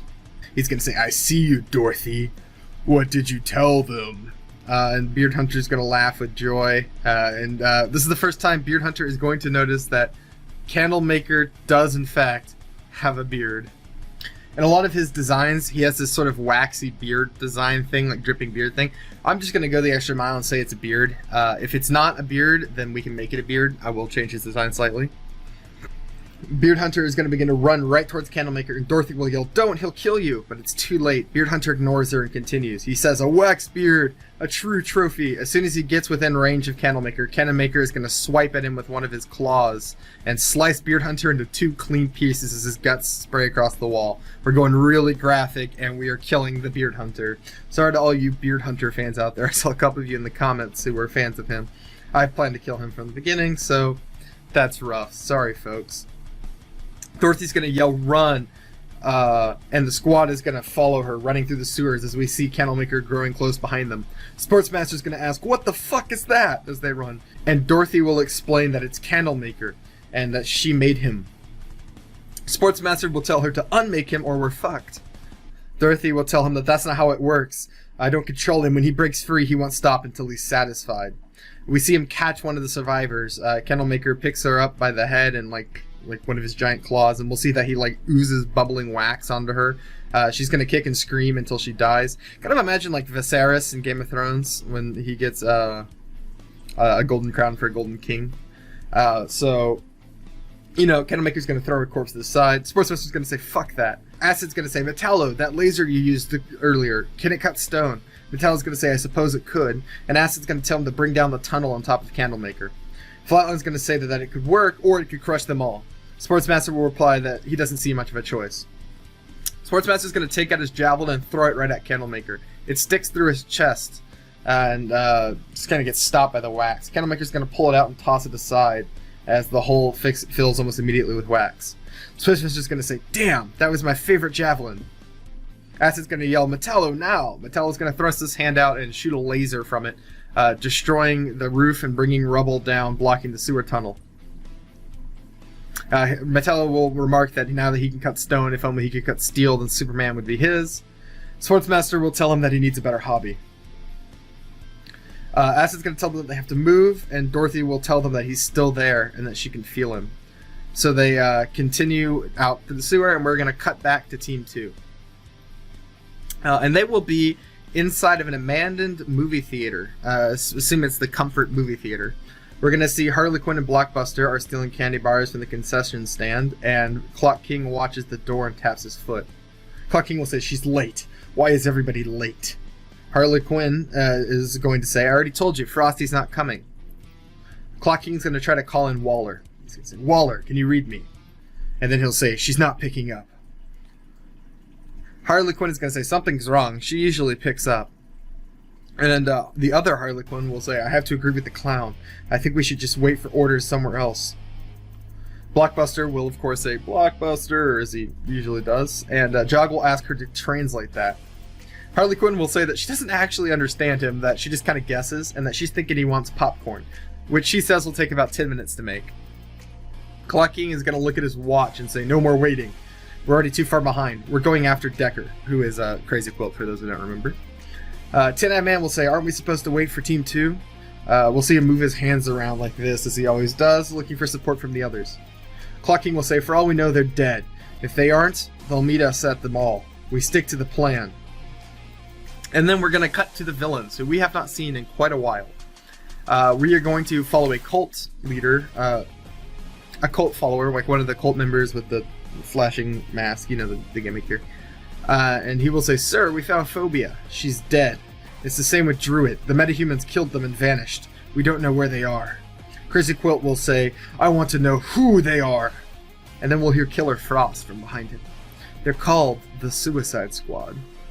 Crazy Quilt will turn and stare as Killer Frost appears for the first time. Crazy Quilt will ask, who are they? Killer Frost will say, criminals with bombs in their head, first to serve Amanda Waller, and by proxy the United States. And Crazy Quilt will ask her how she knows this.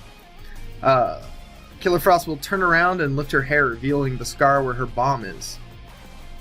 Killer Frost will say, I used to be a member. I wanted out, so I came to you. Crazy Quilt nods his head. Crazy Quilt will say, did you know? My father was a metahuman too. He could see the future, but only through art. So he did what he was best at and made a quilt. I know it's silly, but what he weaved came true. And Killer Frost will ask what he predicted. And Crazy Quilt will say, I never did show you. Come with me. He leads her into a room with a quilt hanging on the wall. And I'll say, like, we see tons of cult members, like, on their knees worshipping it like it's some kind of god. And we'll see it shows all sorts of strange things, but most importantly, at its center, it shows Crazy Quilt standing in front of a portal as all men bow down to him. Crazy Quilt will then say, my father showed me the way. These drawings here are mathematical equations for a device that opens a door. Killer Frost will ask, to what? And Crazy Quilt will say, you'll see soon enough. All that matters is the prophecy. My father saw me becoming a king, and all the people of the world bowing to me. And today is the day it happens. The device is nearly complete, and my reign is about to begin. Killer Frost will say, it's incredible. And Crazy Quilt will tell her that You are on the ground floor of my empire. This Suicide Squad of yours is coming to kill me. Can you stop them and make the prophecy come to pass? We see Killer Frost think about it. I always pick the winning side. That way I never lose. How can I argue with prophecy? Crazy Quilt will say, good. Stop this Suicide Squad, and I'll give you anything you can imagine. Killer Frost says, I like the sound of that. So, boom. We've got our Killer Frost betrayal, as promised. We're going to cut back to the sewers. We're going to see Acid as Dorothy, the little girl, walks up to him. She'll say, I can't feel him anymore. I think he's gone. Acid will say, good. Try to avoid letting him out again. Dorothy will say, I'll try. She notices the ring on his finger. She'll say, you're married? Acid will say yes, and she'll ask, how'd you meet your wife? Sort of like a curious kid would. Acid looks melancholy, then smiles, and he says, at a bar. And we're going to get a flashback to Acid's backstory, or at least parts of it. We're going to hear the song Out of My League by Fitz and the Walker. This is a double entendre song, and I'll explain that later. But it sets the tone nicely. So we'll see young Acid, and he's going to be at a bar, and he's going to approach a beautiful girl, and she'll talk to him. We'll see her laughing. We'll see them doing, and we'll do sort of like a montage of them like dating and getting married really quickly as he gives his story. He's going to talk about how hard he fell for her and how she fell for him, and that he proposed to her, and then they had a daughter, and that she looked a lot like Dorothy, he'll mention, and that he was happy for once in his life. And we'll cut back to them in the sewer, and Dorothy will ask, what happened next? And Acid will tell her that he got brave and forgot he was out of his league, and that they died for it, and that he won't forget again. He pulls up his hair, and we can see the letters that were carved into his forehead in his other backstory we got earlier. And we'll see that they are CK. Sportsmaster's going to notice and say, holy shit, you're a Condiment King. I don't know how I didn't recognize you before. And that is my first big reveal of this story. Acid is not an original character. He is, in fact, Condiment King, the classic goofy villain who squirts mustard and ketchup and relish at Batman. Now, I was when I went down to write this story, my goal with this Suicide Squad movie, when I was like writing it for fun, was to make Condiment King a badass, and it was fucking hard. There is nothing cool about Condiment King, so I had to change a great deal about him, actually. But I think I kept the core here. His acid launchers I described as being like a pressure gun is actually the same thing Condiment King uses to shoot his condiments. And his name, which I changed to Mitchell Mayer from Mitchell Mayo, is the same basically. So I gave that name in the first part. So he's actually Condiment King. He decided to try to play with the big boys and got in big trouble for it. And when all was said and done, he gave up his dorky aesthetic and decided to use his equipment for something more metal, and took his revenge on the men who killed his wife and daughter, landed himself in Belle Reve. And the reason why he was so surprised that Amanda Waller would take him on this mission was because he used to be Condiment King. Flatline will say, Condiment King, like the guy who shot mustard at Batman? Acid will correct her and say that it was actually ketchup, and that he's not Condiment King anymore. The Condiment King is dead. Sportsmaster will say, Jesus Christ, what the fuck happened to you? You're like a badass now. And Acid will say that he realized he was a joke and did something about it. A Flatline will ask him why ketchup, to which Acid will explain that his father used to own a bottling company that bottled condiments. He grew up with them, so when he decided he wanted to be a villain, he went with what he knew. And he says that he doesn't deserve pity. Metallo will then tell him that he's been there, and that when he lost to Superman the second time, he got back up and reinforced his body with titanium, and that next time he faces Superman, he'll win for sure. And then he tells Acid he just needs titanium for his heart. Flatline tells him that he needs to read the room, because that's clearly not the right thing to say. As they're talking, they come to a manhole. Sportsmaster climbs up and peers out of the slit, and he sees that they are now in front of the mall. They just happen to stumble into it, I don't know. Plot hole. Fuck me. Thank God it's the mall, he says. We can be done with this stupid fucking mission. And we're going to cut to Team 2, who is also in front of the mall on the opposite side of it, so they're not going to run into each other yet. Clock King's going to say, let's get this done fast. Harley Quinn, the older one, is going to say, what's the plan? Harley Quinn, this is getting really confusing, I'm sorry. He'll say, I say we go in there guns blazing and kill them all. Ten Eye Man will say, I say we don't do that. Clock King's going to say, no guns. We're doing this tactically. He's going to ask Jog how fast he is. Jog's going to say, I'm fast, but I just can't see while I'm running. I'm best in bursts. Clock King will tell him, will ask him if he thinks he can get in and out without being seen. To which Jog will reply, probably.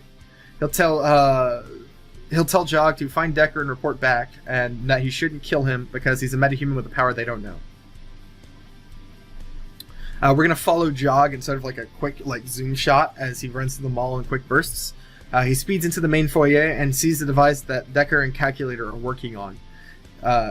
It's like this big, it's like a big portal. It's like a big round mechanical device with lots of wires and loose bits hanging off it and a control panel, and it's making noise as it activates. He'll begin to run back, but as he goes, we'll pan up and see that Mono, the guy who dissolves things he touches, I mentioned him in part 1, is going to see him. He's going to talk into his earpiece and say, "They found you, Decker. Looks like they're set up out front." Killer Frost will turn to Crazy Quilt after hearing the message and say, "I'll handle these guys. There should be a second team. You should go and tell your man to search." And Crazy Quilt will ask how you plan to stop them. Killer Frost will say, "Remember, they think I'm one of them." Jog will return to Clock King and say that he's found them, that they're right in the middle of the mall, and that they're building something big. He says, "I don't know what it is, but I don't think it's good." Clock King will say that there's no time to waste, and that Task Force X needs to go. We'll cut inside the mall where we see Team 1 is walking, exploring the mall.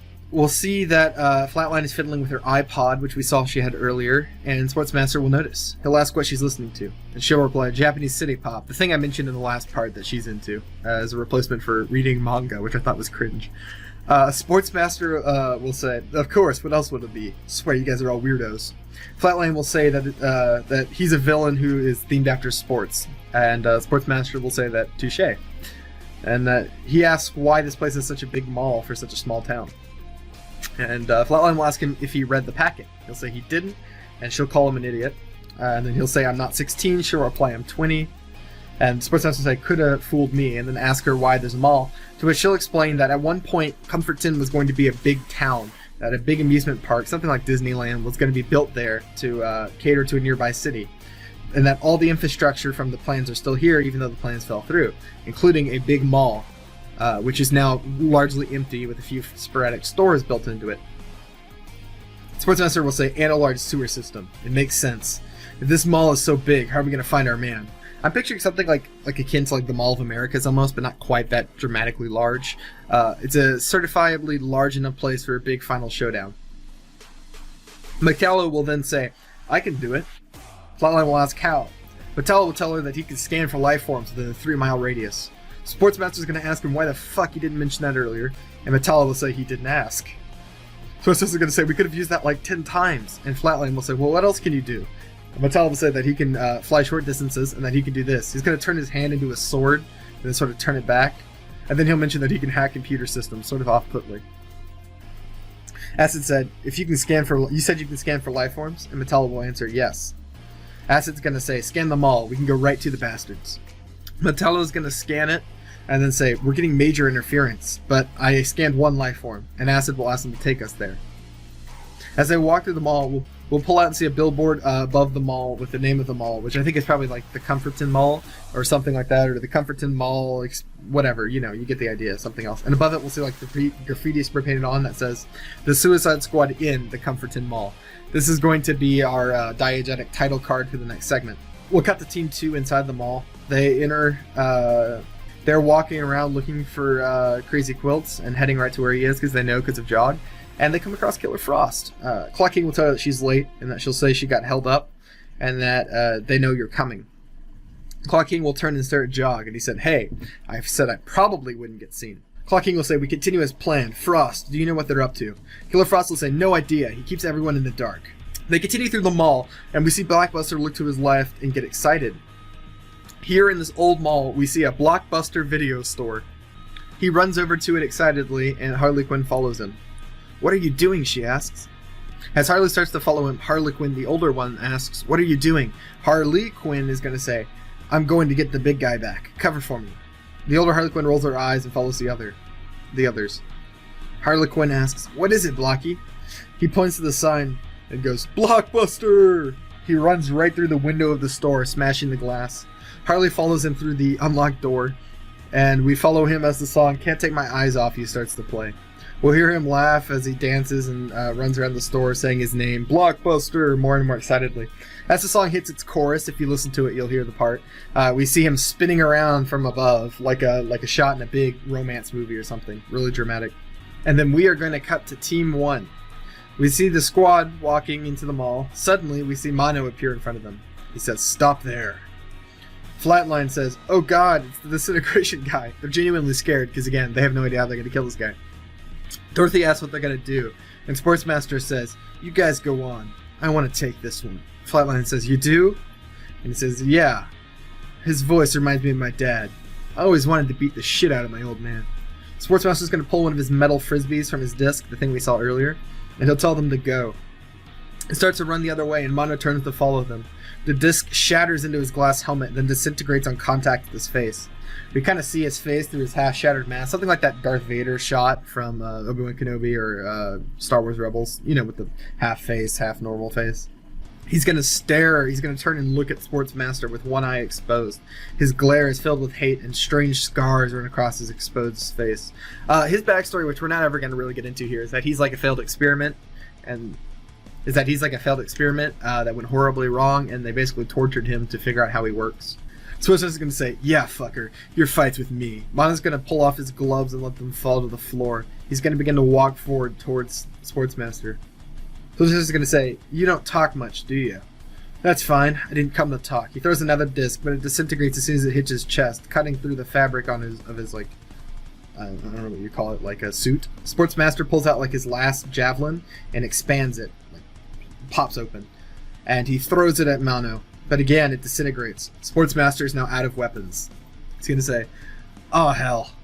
In the panic, he's going to turn and look for someone to run, and he turns, and right behind him in the mall we see a sporting goods store. Again, I had this finale set at a mall, and I had this character Sportsmaster, and I said there's no way this guy doesn't end up in like a Dick's Sporting Goods. That's too fun of a set piece to not have. Sportsmaster's going to laugh and say, "Now you're done." He's going to break through the glass window with Mono close on his heels. He's going to run through the store grabbing all sorts of things and hurling at him. We'll see like I don't know, basketballs and fishing poles. He'll just throw literally anything he can find at him in the sporting goods store. Until he throws a plastic football and it bounces off Mono's face and does not disintegrate. Mono stops and looks at Sportsmaster. Sportsmaster thinks about it internally and realizes that Mono wears a suit made of plastic because he can't disintegrate plastic. Sportsmaster will say, "I've got you now." We'll see him run as Mono follows. As Mono follows him, he's going to reach out and disintegrate the shelves. Sportsmaster reaches a plastic wiffle ball bat and plastic balls. He uses them to hit Mono in the face with the balls, like he throws them and blocks them into him, but they're going to just bounce off harmlessly because it's, a plastic wiffle ball. Until one of the balls hits a shard of glass hanging from Mono's helmet and forces it into his face. We're going to see it cuts him, draws blood. Sportsmaster quickly grabs a rubber lacrosse ball from the shelf and begins to run. He finds a lacrosse stick and grabs it from one of the shelves. Mono is getting closer though. Sportsmaster finally reaches his goal, the golfing section with the glass case. I don't know if you've ever been in a sports center, but they always have a golf ball section or like a section with like more expensive items that they'll have behind glass. Sportsmaster's going to shatter the glass and start sticking shards into the plastic lacrosse ball. Just as he finishes, it's a rubber lacrosse ball rather. Just as he finishes, Mono comes around the corner. Sportsmaster puts this new lacrosse ball filled with glass shards into his lacrosse stick and throws it straight into Mono's face. The shards of glass disappear into his face as the rubber ball vanishes. Mono screams in pain and recoils back. We see the shards of glass stuck all in his face. But he isn't dead. He begins to crawl towards Sportsmaster, and as he does, the floor dissolves around him, like he's crawling, and pits of the floor are vanishing. Sportsmaster's going to say, "You won't die." Sportsmaster grabs a big shard of glass and runs towards Mono. Mono tries to grab him, but Sportsmaster dodges. He sticks the shard of glass straight into Mono's skull, killing him. Sportsmaster yells with victory as Mono dies. And we're going to cut to Crazy Quilt in the mall. There's a calculator. "Is it ready? We're running out of time." Calculator says, "Yes, I think it is." He flips a couple of switches and the machine turns on and begins to flash. Calculator is reading out numbers on a thing and says, "It's stable, you've done it." Crazy Quilt's going to say, "We've done it. You have made history today." Calculator says, "What data set should we use?" It's going to say, Crazy Quilt will say, "We're under attack, Calculator. Pull from the dangerous set." "Are you sure? Some of those would be disastrous. We could end the world." Crazy Quilt says, "We have the prophecy. We know the future. Do it." Calculator's going to say, "As you command." He opens the box and pulls out one of the large files labeled dangerous. He begins to enter numbers into the machine. It makes a loud noise. After a moment, a portal opens in its center, just like a normal, like Rick and Morty portal, whatever you want to call it, just a standard portal. Opens in its center and then stabilizes. All of the cult followers bow down before it. Crazy Quilt stands in front of it, and we see him silhouetted against the portal. He begins a speech. "This is only the beginning. We will take this power and conquer the country, and then the world. Everyone will bow before the quilt." We cut to Tin-Eyed Man using his powers to peer around the corner of the building, watching this display happen. Clucken's going to ask, "What's he doing?" Tin-Eyed Man's going to say, "He's just talking. They've opened some kind of portal." In the background, we're going to see that Harley Quinn and Black Buster are still missing, and notice that Killer Frost is missing for the first time as well. We cut back to Crazy Quilt. As Crazy Quilt talks, the portal begins to waver, and we see Crazy Quilt thrust his hands up. The prophecy woven into the quilt at last reveals itself. "Look and tremble as I rise to the throne of the world." The portal begins to ripple faster, and then Superman emerges, followed by the OG Superman theme, like the da da da da da, like really triumphant moment. We're gonna cut to Tin-Eyed Man, still peering around the wall. He's gonna say, "We're saved! Superman is here." We'll cut back to Crazy Quilt. "So you are my path to power, the man of steel. Bow before your king." Superman will say, "King," like a question. He floats up to Crazy Quilt, and we see him blow his frost breath all over Crazy Quilt. We hear Crazy Quilt try to scream, but then his head is frozen. Superman slams a fist through it, shattering it into bloody pieces, and we quickly realize this is not the Superman we know.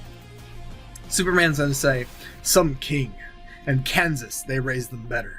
From the portal, the rest of the Justice League appears. We see the Flash zip out and stop next to Superman. Next, Wonder Woman and Green Lantern float out. Lastly, we see Captain Boomerang. A little bit of a wild shot, but I wanted to bring that character back, and this is the only way I could think to do it. They do like a dramatic team-up shot. I'll say the designs are slightly off. They don't even have to be played by the DCEU like Justice League actors. Since they're from another dimension, we could literally just cast an all-new Justice League just for this scene, and it would be kind of fun. Of course, this is a callback to the opening scene of my script, in which we saw a woman from an Injustice-like world where the Justice League is evil. Crazy Quilt entered the number from her case into this machine and inadvertently opened a portal to another universe, which contained an evil version of the Justice League who quickly came and killed him. As they do the team-up shot, Superman's going to say, "Kill them.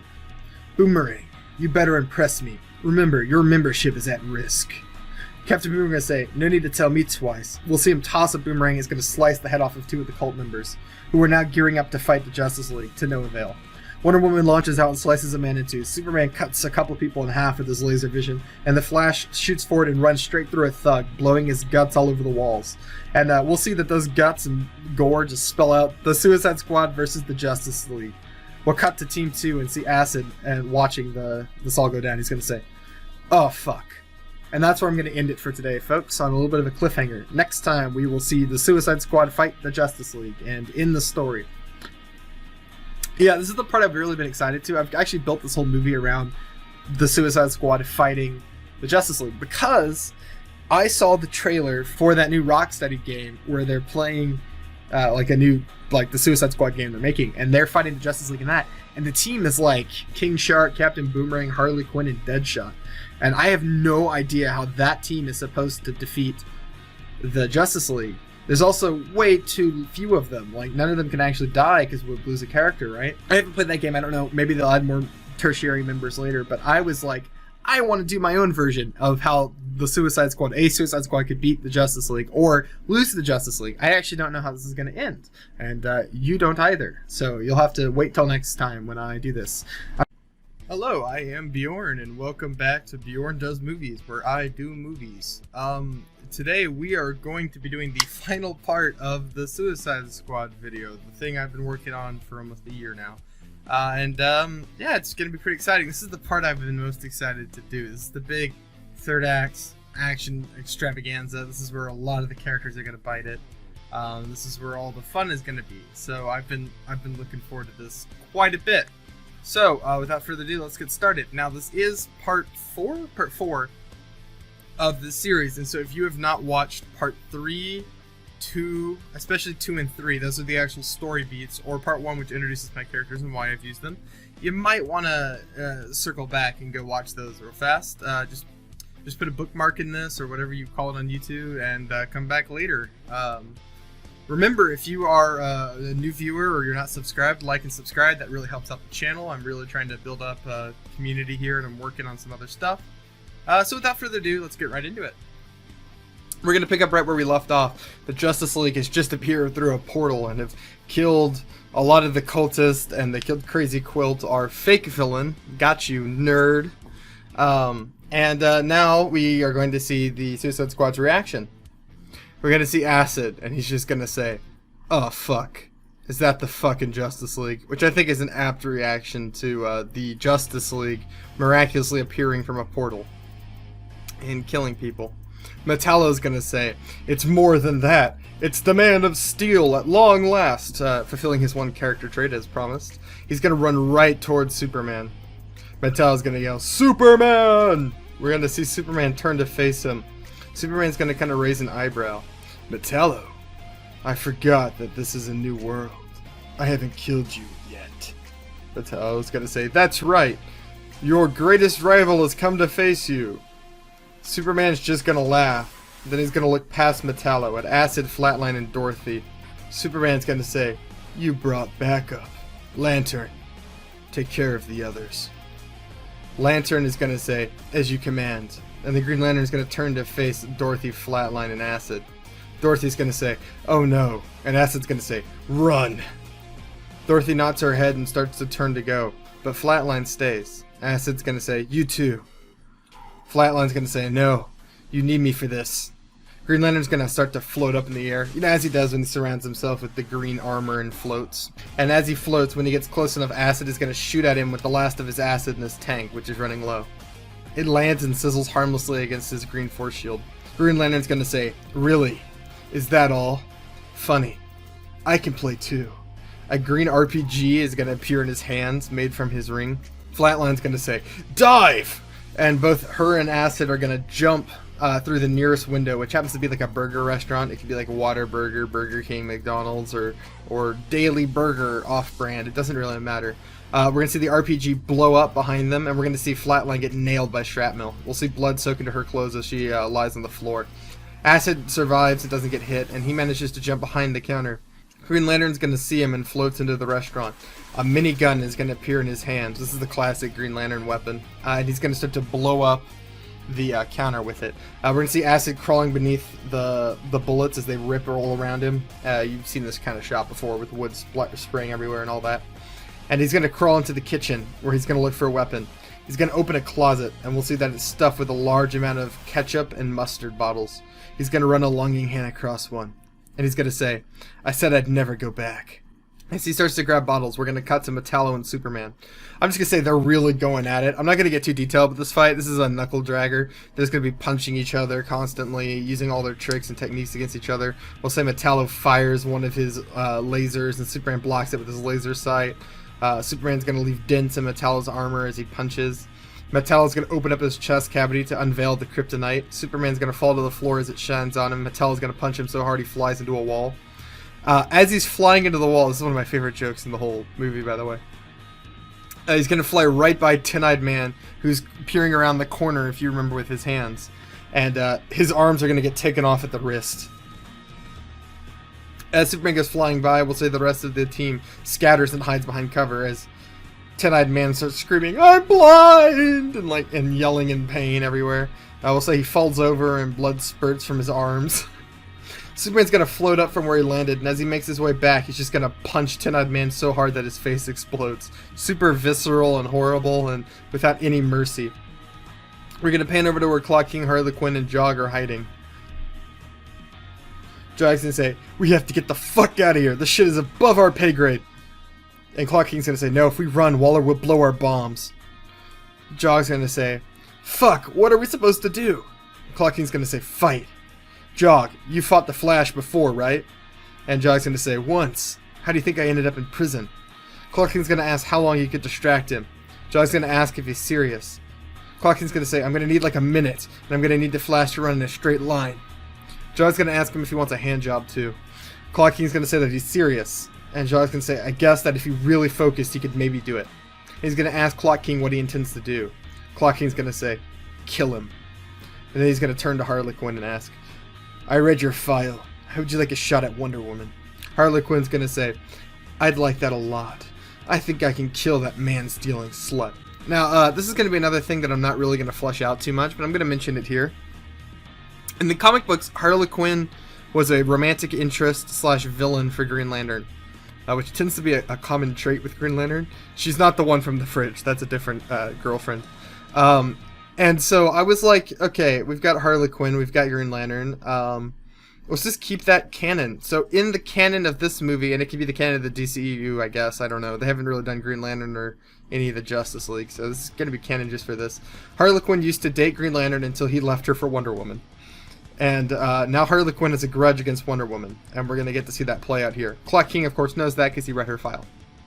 Clock King's going to say, good. He stops and looks around. He's going to ask what happened to the others. Jog's going to point and say, Tit-Eyed Man is over there. We're going to cut to his now dead body covered in blood. Clock King's going to say, not him. The others, Frost and Harley. Harley Quinn's going to say, Harley went after Blockbuster. I don't know about Frost. Clock King's going to say, useless. Alright, let's go Task Force X. We're going to cut to Harley Quinn and Blockbuster. Harley's going to say, big guy, it's time to go. Blockbuster's going to thrust his hands up and point. Blockbuster! As he's continued to be excited by the Blockbuster logos all around him. Harley Quinn's gonna say, I know, buddy, Blockbuster, but we really gotta go. As she says that, we see Blockbuster's head grow blue until ice crystals start to form on him. He's gonna fall to the ground. Behind him we can see Killer Frost. Before Harley can react, Frost snags her earpiece and crushes it. It's like one fluid motion. Harley's gonna say, what the hell, Frosty? You killed him! Killer Frost is gonna say, I'm sorry it had to be you, Harley. But the signal just went live again. Killer Frost touches her earpiece. We're gonna cut to Belle Reve. Waller, we have signal again. We're getting a transmission from Killer Frost. Waller's gonna say, give me audio. We're gonna hear Killer Frost.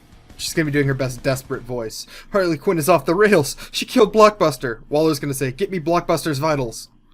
We're gonna see Assistant 1 say, Blockbuster is KIA, Miss Waller. We still have no signal from his implant. We have no signal from his implant. Waller's gonna try to channel him to Harley. Harley, respond immediately. I'm warning you, I will detonate your bomb. Of course, Harley can't hear because her earpiece has been destroyed. We're going to cut back to the Blockbuster. Harley's going to be begging. Please, Frosty, you don't have to do this. We used to be friends, remember? Us girls stuck up for each other, Belle Reve. Killer Frost is going to say, I'm not going back to that prison. I don't care who I have to kill. If it means anything, it isn't personal. As long as this squad loses, I'm safe. She's also unaware that the Superman and the Justice League have appeared to kill her ticket out. We cut around back and see that Harley is slowly reaching for a knife that's worked into the back of her outfit. Waller's going to say, that's it! Key! Her assistant's going to hand her the key. She's going to open up the bomb box. She flips the metal switch and hovers over the red button. Waller's going to tap into her comms again. To tell you the truth, Harley, I've wanted to do this ever since you deserted in Corto Maltese. Thanks for the excuse. She's going to press the bomb button. We're going to cut back to Harley Quinn and hold on her wincing. Her bomb never goes off. Killer Frost looks confused. Behind her we see a dark shape rise from the ground. Blockbuster! Killer Frost tries to react, but it's too late. Blockbuster slaps his hands together like this, and Killer Frost's head is like completely crushed like a grape. We'll see Blockbuster kind of do this to get the gore off his hands. Harley's gonna say, Blockbuster, you're alive! And he's just gonna go, Blockbuster! So Blockbuster, in my version, I said was like super strong. I don't think Killer Frost freezing his head would actually kill him. So in my version, he's just kind of fine. He just kind of walked it off. We're gonna cut back to the main mall area. And we'll see text that says 5 minutes ago, keeping the theme from the Suicide Squad where they played with time a little bit. We're gonna see Clock King talking to Jog and Harley Quinn where we left them. Let's go, Task Force X. Jog's gonna say, fuck me. He vanishes in a burst of speed. He finds the Flash killing cult members. Jog runs up and hits him in the face. The Flash turns and then vanishes, and we're gonna start like a speedster chase. You've seen these in the Flash show. Jog is gonna be doing his bursts of speed, barely keeping in front of the Flash. He's catching up with him every second. Then we're gonna see Harley Quinn approach Wonder Woman. Harley Quinn's gonna say, hey bitch. And Wonder Woman's gonna say, do I know you? Harley Quinn's gonna say, people keep asking me that. You stole my man, asshole. Howl was mine. Wonder Woman is gonna say, I don't know who you are, but no one talks to the Queen of Themyscira that way. Prepare to face your death. Wonder Woman walks towards Harley Quinn. Harley Quinn gives her a wry smile and starts to laugh. Sound waves surround her, and soon Wonder Woman is laughing too. Harley Quinn stops laughing, but Wonder Woman keeps laughing hysterically. What have you done to me? She says through laughter. Harley Quinn's gonna say, just a bit of laughter. I'm gonna give you a taste of the power you called weak. Harley Quinn starts to laugh harder, and the shockwaves surround Wonder Woman once more. Wonder Woman starts to laugh even harder. She falls to her knees. It starts off weak enough, but soon you find it becomes hard to do anything. Then you find you can't breathe anymore.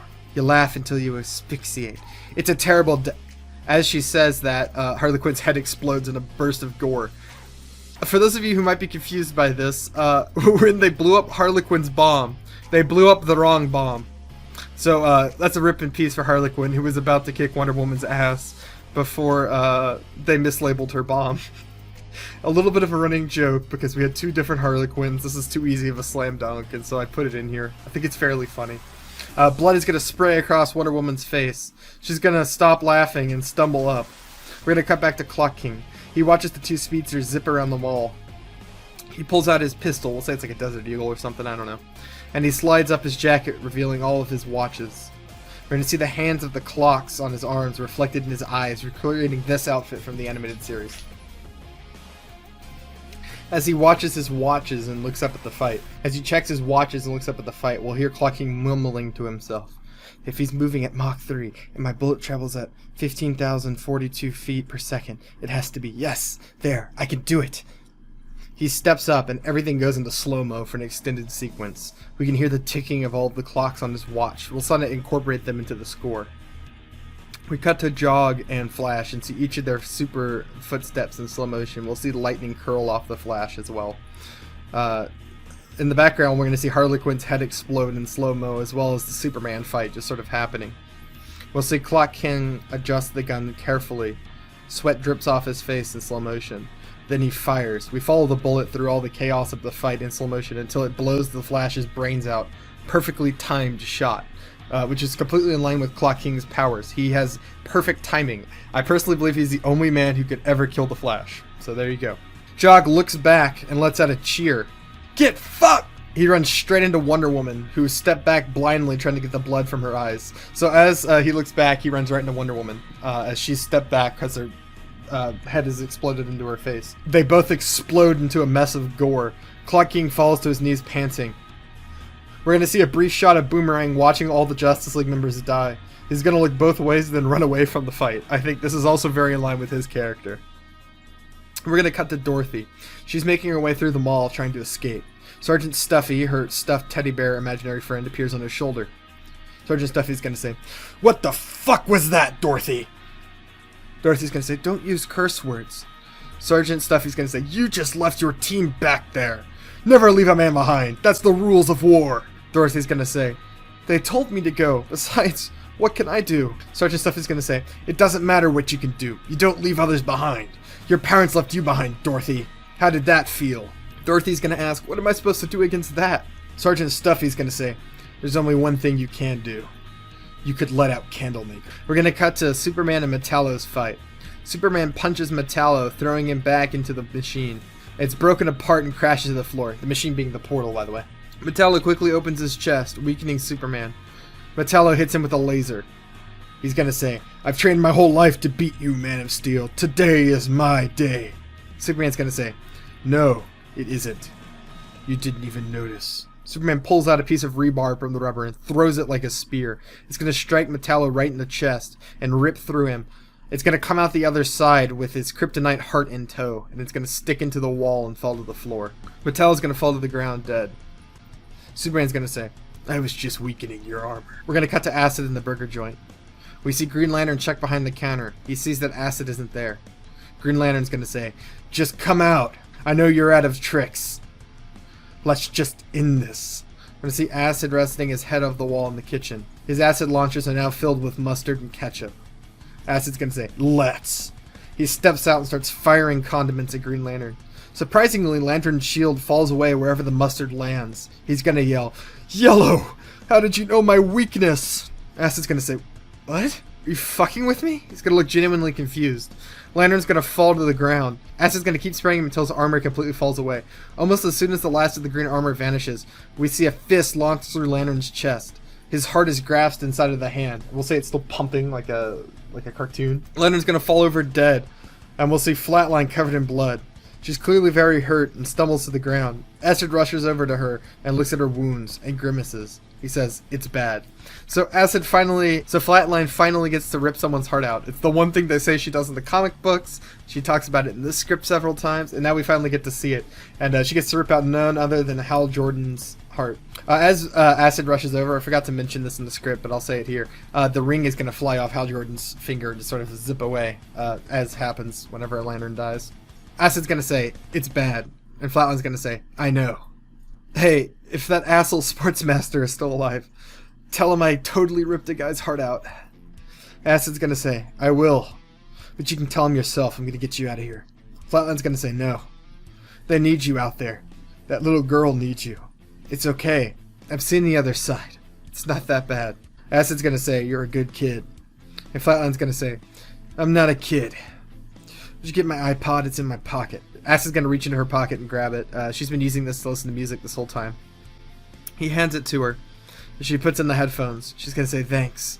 Now get out of here." We see Acid leave, and then we watch Flatline pick a song. Last Summer Whisper by Anne Ree starts to play, another one of her Japanese city pop music. And we're gonna slowly pan up from her bloody body, and then when we reach the roof, we're gonna cut to Waller. Assistant 1, her first assistant on the floor, is going to say, "We got KIA readouts on Harley and Frost. Looks like Tin-Eyed Man, Metallo, and Jog are all KIA. We've got low vitals for Flatline." Waller's going to say, "What the fuck is happening in there? I need eyes, damn it." Her second assistant's going to say, "We're working on it. Most comms are still down. We've got massive interference around the whole building." "Well, work fucking faster. I need it 10 minutes ago."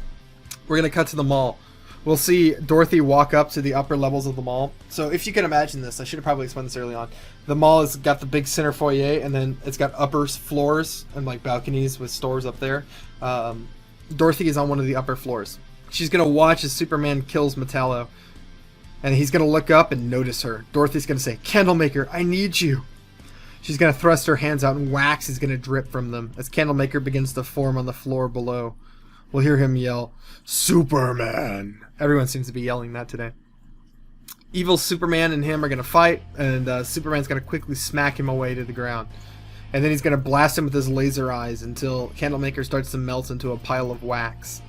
He's going to be just like a formless puddle. I'm going to say this fight is very fast. Superman easily kicks Candlemaker's ass. Superman's going to turn his attention back to Dorothy. She steps back from the railing in terror. The Man of Steel shows no mercy. He floats up until he's eye level with her, and his eyes begin to glow with a hateful red.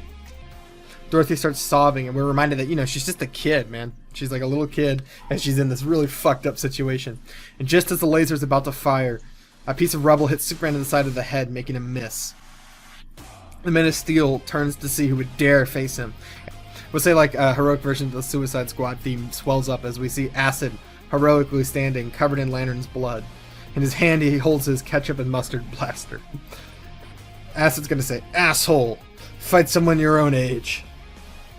Superman's gonna say, "I thought I sent the Lantern to kill you." Acid's gonna say, "I killed your Lantern." Superman's gonna say, "Oh well, the ring will pick another, and you won't be alive to kill the next." Acid's gonna say, "You don't scare me. You're nothing compared to what I've seen." Superman's gonna smile and say, "You remind me of that bat in Gotham. He was strong-willed too, but he died like the rest. Who are you to stand up to me?" Acid's gonna say, "I am the Condiment King," really triumphantly. He's gonna rush forward and squirt his bottle of ketchup. It's gonna hit Superman's suit and do nothing. The Man of Steel is gonna smirk, then swoop down in a blur of motion. He's gonna grab Condiment King rough by the neck and hoist him up. Anger's gonna fill Condiment King. You can see it in his face. It's all the frustration from men like this who have bullied him his whole life, men like Falcone and the other criminals who made fun of him. It's about time one of them knows what it's like to lose. We're going to pan around Condiment King for the first time. We're going to realize that he's got a piece of kryptonite hidden in his left hand. The piece that was blown out of the back of Metallo. We can hear Condiment King struggle to breathe as he fights for his life as Superman crushes his windpipe. Superman's gonna laugh. It always goes this way. You talk a big game. You act so heroic. But when the time comes for action, you can't save anyone. What a joke. We can see the hatred burn in Condiment's eyes. His whole life he's been called a joke. In his last act of defiance, he spits in Superman's face. At the same time, he swings the kryptonite with all of his might, right for the heart of his enemy. But Superman catches his arm and breaks it in two. We see his bone and hear him scream. The kryptonite falls to the floor. Superman tosses Condiment King like a doll. He lands against the upper wall behind Dorothy with a crack and a thump. We can see that the wall is kind of cracked. He hit so hard. We see him slump down, barely breathing. Superman's gonna kind of cackle. Weak and predictable. Even behind your back, I could feel its pull. He turns and disintegrates the kryptonite with his laser eyes. We're gonna cut to Acid slumped against the wall. Blood runs from his nose and mouth. He looks up weakly and sees Dorothy. She's crying with her head in her lap. She's flanked on either side by a man and a woman. They whisper to her. Her fake mother says, "It's okay, you'll be fine." And her fake father says, "Your mother's right. Candlemaker will take care of it." Dorothy looks up and notices Acid for the first time. She yelps with surprise and the two people vanish. Dorothy's gonna say, "You're hurt." And Acid's gonna say, "A bit. I think my back is broken." Who were they? Dorothy's gonna reply, "My parents. Or at least, how I imagined them. I never knew them." Acid's gonna say, "You look just like my daughter. I couldn't save her, but I can save you. Listen, Dorothy. He won't stop unless we stop him." Dorothy's gonna say, "He defeated Candlemaker. I saw it. How am I supposed to defeat him?" And Acid's gonna reply, "Candlemaker is imaginary. He can be whatever you want him to be, whatever you need him to be." Dorothy's gonna say, "I've never been strong enough to control him. He's too powerful." And Acid's gonna say, "You can do it. He can't hurt you if you don't let him. You're in control, not him." Dorothy's gonna still be unsure, but she's gonna say, "I'll try."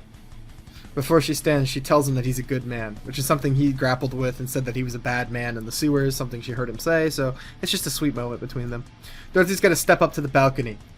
"Candlemaker, hear me. I need you." We'll cut to the pile of wax as it begins to stir. A claw reaches out of it and scratches across the floor as Candlemaker pulls himself back together. We see Superman turn and look at her. "You again." He flies towards her, but Candlemaker hits him, knocking him aside. Superman begins to shoot lasers at Candlemaker. His wax begins to melt away again. Dorothy stands tall and shuts her eyes in concentration. "The Candlemaker is evil," she shouts.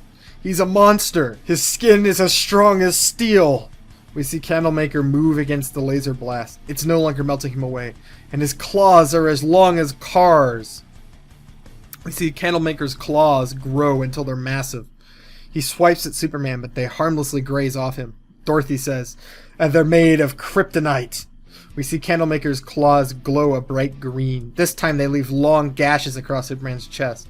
Superman cries out in pain and surprise. "That's impossible," he says. He looks up and tries to fly away. Dorothy yells, "He's as tall as a mountain." Candlemaker grows massive, smashing through the roof of the mall. He snags Superman out of the air and rips him apart with his claws. We see Superman's body fall to the floor. We're going to cut to Belle Reeve for a second. Assistant 2's going to say, "We've got visuals!" And we'll see Diebeard, I forget his real name, so I'm just going to call him Diebeard, from Peacemaker. And he's going to walk into the room with a donut just in time to see Candlemaker smash the roof. He's going to say, "Holy fuck! It's another kaiju!" It's a callback to the last movie, which also had a giant monster smashing through a roof. We'll see Candlemaker shrink down slightly. He turns towards Dorothy and yells, "Dorothy, who did you tell?" The thing he says earlier in the script. Dorothy's gonna stand tall and say, "Most importantly, he obeys me." Candlemaker swipes a claw at her, but stops before hitting her. He lets out a hellish shriek. Dorothy's gonna yell, "Go away, Candlemaker!" And we'll see him, let out a cry of anguish before he vanishes. Dorothy's gonna excitedly turn to Acid. "I did it!" But as she turns to look at him, we can tell he's already dead. His injuries were just too much and he died. Dorothy's gonna say, "Mister?" She sits next to him and holds his hand, but he doesn't reply. She's gonna start to cry, and we're gonna fade to black. When we fade in, we're going to see the police and like the FBI and everyone just arriving on the scene immediately. They've all been on the outskirts of the town waiting for their opportunity, and now they have it. We follow paramedics checking on the dead and injured as the song A Beautiful Crime by Tamer plays. This is a really nice song, and it's not got too many views, so I recommend listening to it. It's pretty good. It's on the playlist with the rest of the music from the script. We see that Flatline is still alive. The paramedics check her pulse, and they're like, she's still alive, and they put her on a rack and carry her out. We'll say that the paramedics find Acid and Dorothy.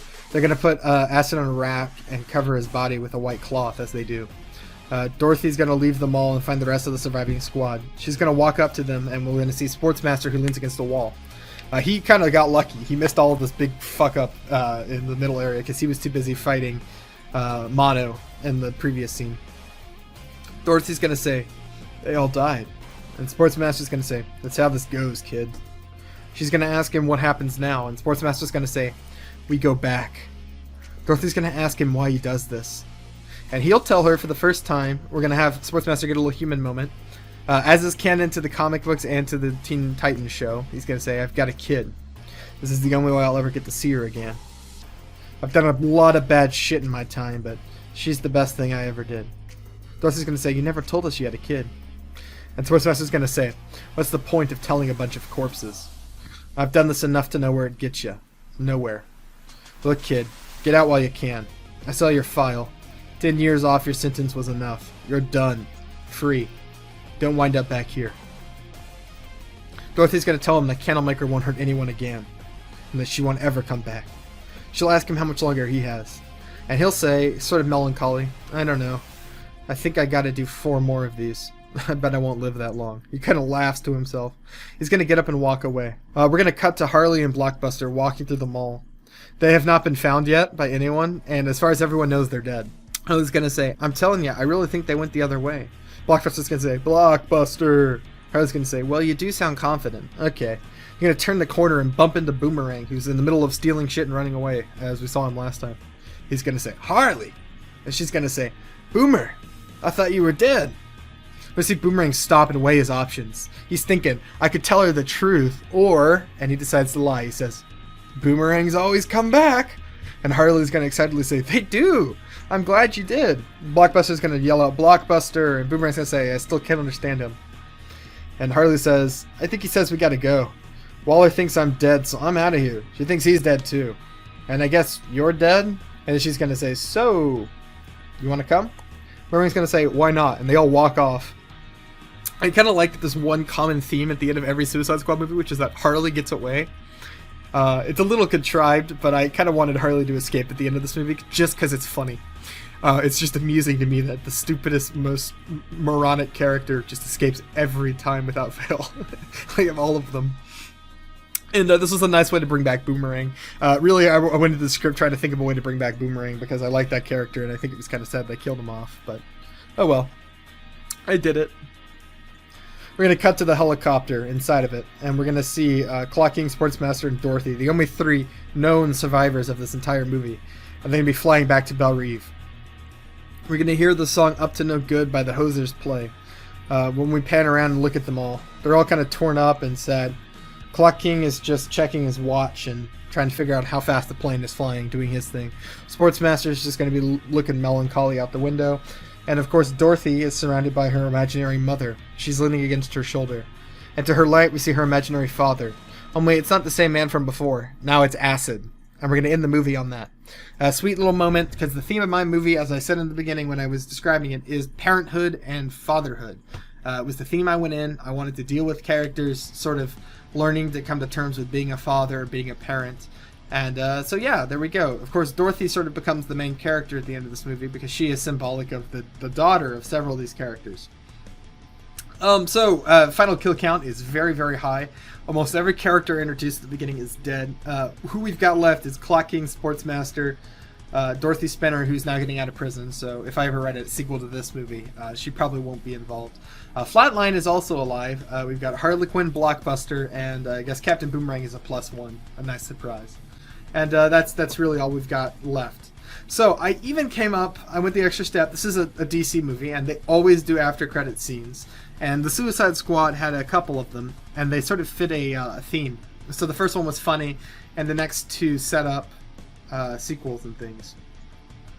So my first one is going to be the funny one. We're going to see Green Lantern's ring pick Kite Man in Belle Reve, and he's going to use it to make a giant energy kite and escape from prison. I think this is funny as fuck. We set up Kite Man at the beginning of the movie. We have this Green Lantern ring flying around, and so that's how we're going to reincorporate it. In the next scene, we're going to see that Amanda Waller has terminal cancer.